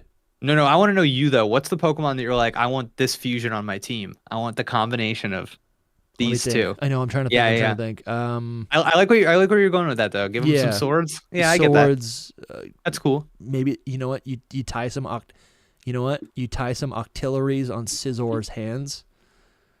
Okay. And Octillery can shoot some weapons. They're guns, right? Wow. Right. Like that a lot. Yeah, and they would suction like on its hands, so now he doesn't have pincers, but he has like. Okay. He's Mega Man. That's what I would do. Very cool. What about you? You know, I think there's a natural pairing in Psyduck and Slowpoke. Yeah. Psyduck bites Slowpoke's tail. Or, I think that they're just. What if Shelder bit Psyduck's head and then Psyduck feels better? I'm thinking about like I fuse them together, and I just see this like pink psychic Psyduck. Yeah. With like a long Slowpoke tail. Yeah. I like it. I like that a lot. That's nice. Yeah. That's special. Yeah. He'd be on my team. All right. Red Slowduck. Slowduck, dude. Yeah. Slowduck. Yeah. Slow. Doc. All right. Red R3D says Noki and tomato sauce got a Halloween shirt. Okay. For me and my kids. That's sick. And I want to hear what's your kid going for Halloween this year? And I want to hear about what will be the Pokemon companies and Game Freak's angle for PR post-leak. I don't think they say anything. I think they don't acknowledge it, because if they acknowledge it, like I'm thinking about the beta Pokemon specifically, if they acknowledge it, then it's kind of a thing where it's like, I don't know, it's almost like, I don't know, it's like you're just adding to the flame. You're almost, right? It's like playing with the trolls or whatever. I think also with the Pal World thing, and that is different. But there was obviously, everyone was like, you have to say something. And they didn't say anything until they were like, they basically made a statement to fans to shut up. I don't think they're going to say anything. There have been leaks in the past. Not to this size, but there have been leaks. I think there will be a financial meeting. Yeah. And that's when we'll hear about this. Okay. They will have to say something in a quarterly review meeting. Yeah. And that will be relayed out to the public. Okay. I'm kind of with you though in terms of like a statement on social media. I don't really see that happening. Yeah. I want to apologize to my fans. I could be better. We're not going to see that. No, I don't think so at all. No. It's like a screen cap of their iPhone, of their notes app. Yeah, no way. I'm sorry you all saw my story about Octillery. Yeah. This that person has been reprimanded. Yeah, that's right. Yeah. Sky King says, and I think we're gonna have to wrap up pretty soon, Jake. Yeah. Please. We've entered quiet hours. Yeah, me too. Sky King with the $5. Thank you for your support. I was hanging out with my husband for an hour and a half and came back a member. Oh yeah, nice. Yeah. Shout out and thank you very much to whoever did that. Can't wait to see the secret stuff, dude. Yes, please. That's awesome. I see you all the time, Sky King. I really thought maybe you were already on Patreon or something. Yeah, check out those extra episodes. Watch them at work, whatever it might be. Show your husband. That's epic. Yeah. No, don't show your. No. The husband's got to get their own membership. That's true. That's true. It's one per person. Yeah. He's like, can I see? It's like, no, you gotta get in your account. Don't look at my screen. Yeah. No. Oh my god. Let's see. All right, Z King, $5. Thank you so much. What if they do sort of mini game raids where there is a boss Pokemon, but there is a unique mini game which may involve battling? I can see that. We've seen mini games in the past through, like, did you played the Pokeathlon in Heart Gold Soul Silver? Oh, big time. Yeah, okay. Well, this is a couple different ideas that we're thinking of. Let me just read it again. Sort of mini game raids where there's a boss Pokemon, but that there's a unique mini game which may involve battling. So in Let's Go Pikachu and Eevee, you kind of had to do this like funky version of a battle in order to capture a legendary. There was like I liked that timed period. Yeah, it was a little bit different. Yeah. It made it feel unique from the other wild encounter and battles or whatever. But I'm thinking about in the anime, the contests were always depicted as a battle. Like you would do the show and tell, and then there was a battle, and the Pokemon were judged based on how pretty the battle was or whatever moves they did in the battle. And I'm like, I always thought that would be really cool, because then it's still battling. It's still a core function of Pokemon. But they're, it's just like it's a different set of rules. It's a different meta in a lot of ways. So that's what I always think about when it comes to that. That's not a boss Pokemon, but I think there's room to make different type of battling. Caleb Cowling with the $2. Synchro Machine Pokemon contest. I just said Pokemon contest. Enough said. I love it. I love it. That's cool. That's actually really cool. I mean, honestly, Synchro Machine anything would be sweet. To just get into the mind of the Pokemon and have a different playset, that's great. Oh yeah. What do you kind of what I'm. Yeah. That's kind of what I'm hoping for in that Synapse game. Yeah, I want to embody that Pokemon. I want to, you know what I want? I want to be a Pokemon, and I want to have a jump button. I want that. Yeah. I want to jump. I want to jump and shoot and punch. Yeah. And I want to do a. It's imagine you've got that Splatoon setup, so like maybe like a team of 4 or a team of 5, Yeah, and you're going off to in an action game. Your squad, you're going off to fight a giant Pokemon together. Like a And it's raid. like it's a big raid. It's a big Yeah, mission. yeah. It's like that'd be so That's fun. cool. That is super fun, man. Oh, That is super fun. I should pick up the Mystery Dungeon port. Explore. You never played that? I've played it, but it's been a long time. Rescue Team DX? Yeah. Oh, it's a good time. No, not even DX. The one on Red Rescue Team. Oh, the virtual on console NSO. one. Yeah. Wow. That's the one I'm I love that nostalgic game. for, so that's the one I want to play a little bit. It's beautiful. That's a beautiful game. Yeah, I love the story. I just want to shout out Plutonium Fried Rice. This is probably the 7th time they've said that they can't stop farting, bruh. So I don't know if you're a bot. I don't know. I mean, listen, you got the attention. If you're still here after 4 hours, then here it is. I'm happy. I'm happy to give you the at recognition. all. They've been posting that same comment since 7 Do you o'clock. think it's intermittent or continuous? I mean, they've been eating a lot of fried rice. I don't know, man. I don't know. And I was gonna ignore it, but they're still here. So, yo, shout out to you. That happens to me sometimes. Oh heck yeah! All right, Drogain with the 20th super chat of his relationship with Hidden Power Podcast. I don't know how to describe this. YouTube's telling me it's a stat, and I'm I don't know what it means. Oh, but Drogain, thank you so much. Drogain says, no Snorlax, Jake. Fine. Okay. You must dress up as Psyduck for a whole stream. Not non-negotiable. Make it happen, sir. Quack us up. Bro, what? Should I get this? You should get this. Should I? I'm actually... Yo, he can't hear us right now, guys. I'm going to order him this off Amazon and send it to his house. Wait, guys, I can't. Wait, Dusty, I think I lost audio. I cannot hear what you're saying. Yo, what's up, Jake? No, okay, you're back. Never mind. My bad. I was just reading Drogain's super chat about the fact that he wants you to be a Psyduck for a whole stream. Wow. But you won't do that? I'm really dropping dollar bills on a Psyduck costume so that I could sit here and quack, quack, quack. All right. Well, that's good to know. So if you had one, though, and you didn't have to spend money on it, if one showed up at my door, I'd put it on. That's true. I'd put it on. Okay. All right. Thank you, Drogain, for that. Thank you, Drogain. Okay. Let's see. Yo, I'm trying to. People are laughing. Yeah, I don't even know, dude. I'm getting cooked. I wanted to show you this though, Jake. I saw this earlier. Yeah. What is this? A mom? As of October 2008, Chris and Gold's mother had not been redesigned in Heart Gold Soul Silver. We could have had OG Gold, Silver, Crystal, Mom in Heart Gold Soul Silver, and I think this is a huge mistake. Huge missed opportunity. Crystal Mommy?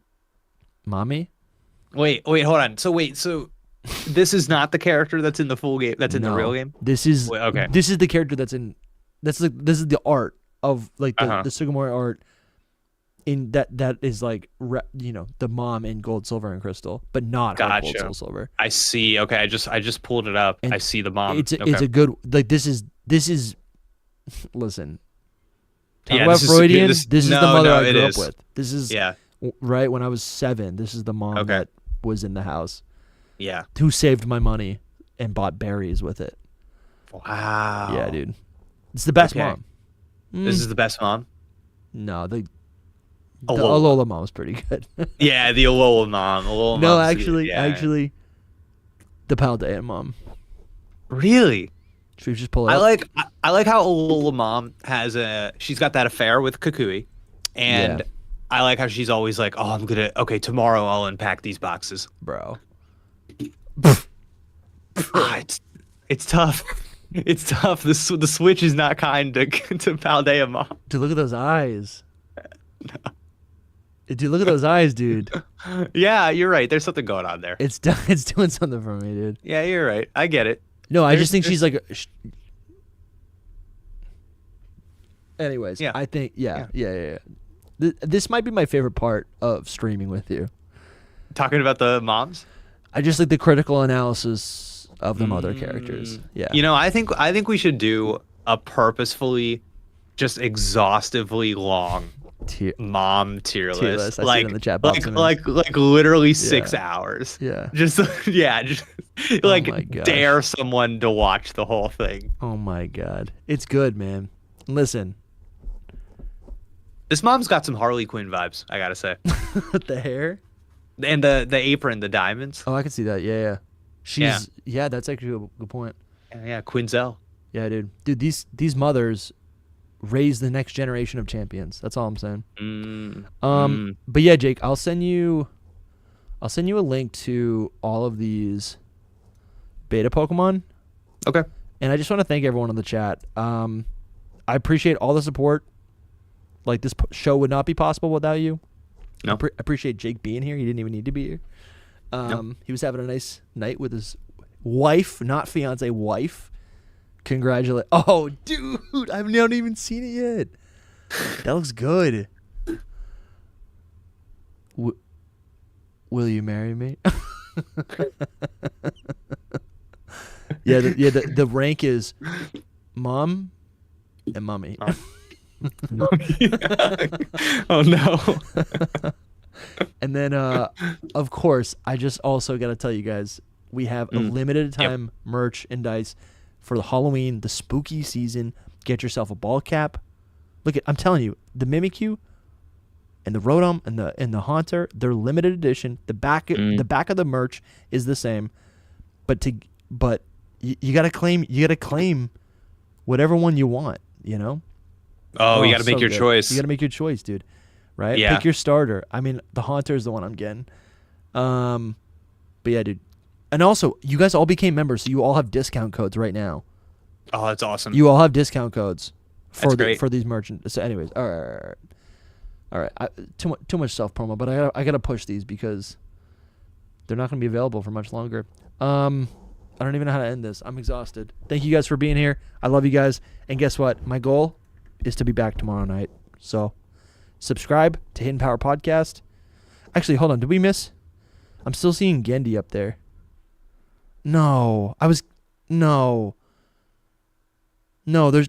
there's 15 more gifted memberships.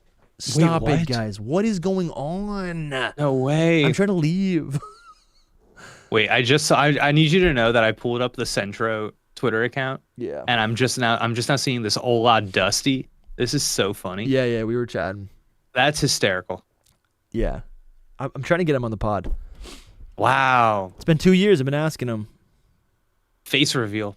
Yeah, it's just a giant. What is it? A Pokeball? Yeah. Gendy with another 10 Hidden Power Podcast memberships. Terror K with another 5 Hidden Power Podcast memberships. Oh my goodness. I can't yell. You know what? I'll yell tomorrow. Wow. When I go live tomorrow, I'll yell. Actually, that's what's going on. At 7 o'clock, I'm recording a podcast with a friend about those ROM hacks. Right. And then right after that, I'll go live. Wow. Right after that? Because there's gonna be new news. Yeah, it's happening. All right. Remember to get lunch. All right. Thank you. Good to see you, Jake. Yep. Thanks, everybody. Good to see you, chat. Yep. We'll see you tomorrow. Goodbye. All right. I think we're out. Holy cannoli, dude. What a crazy stream.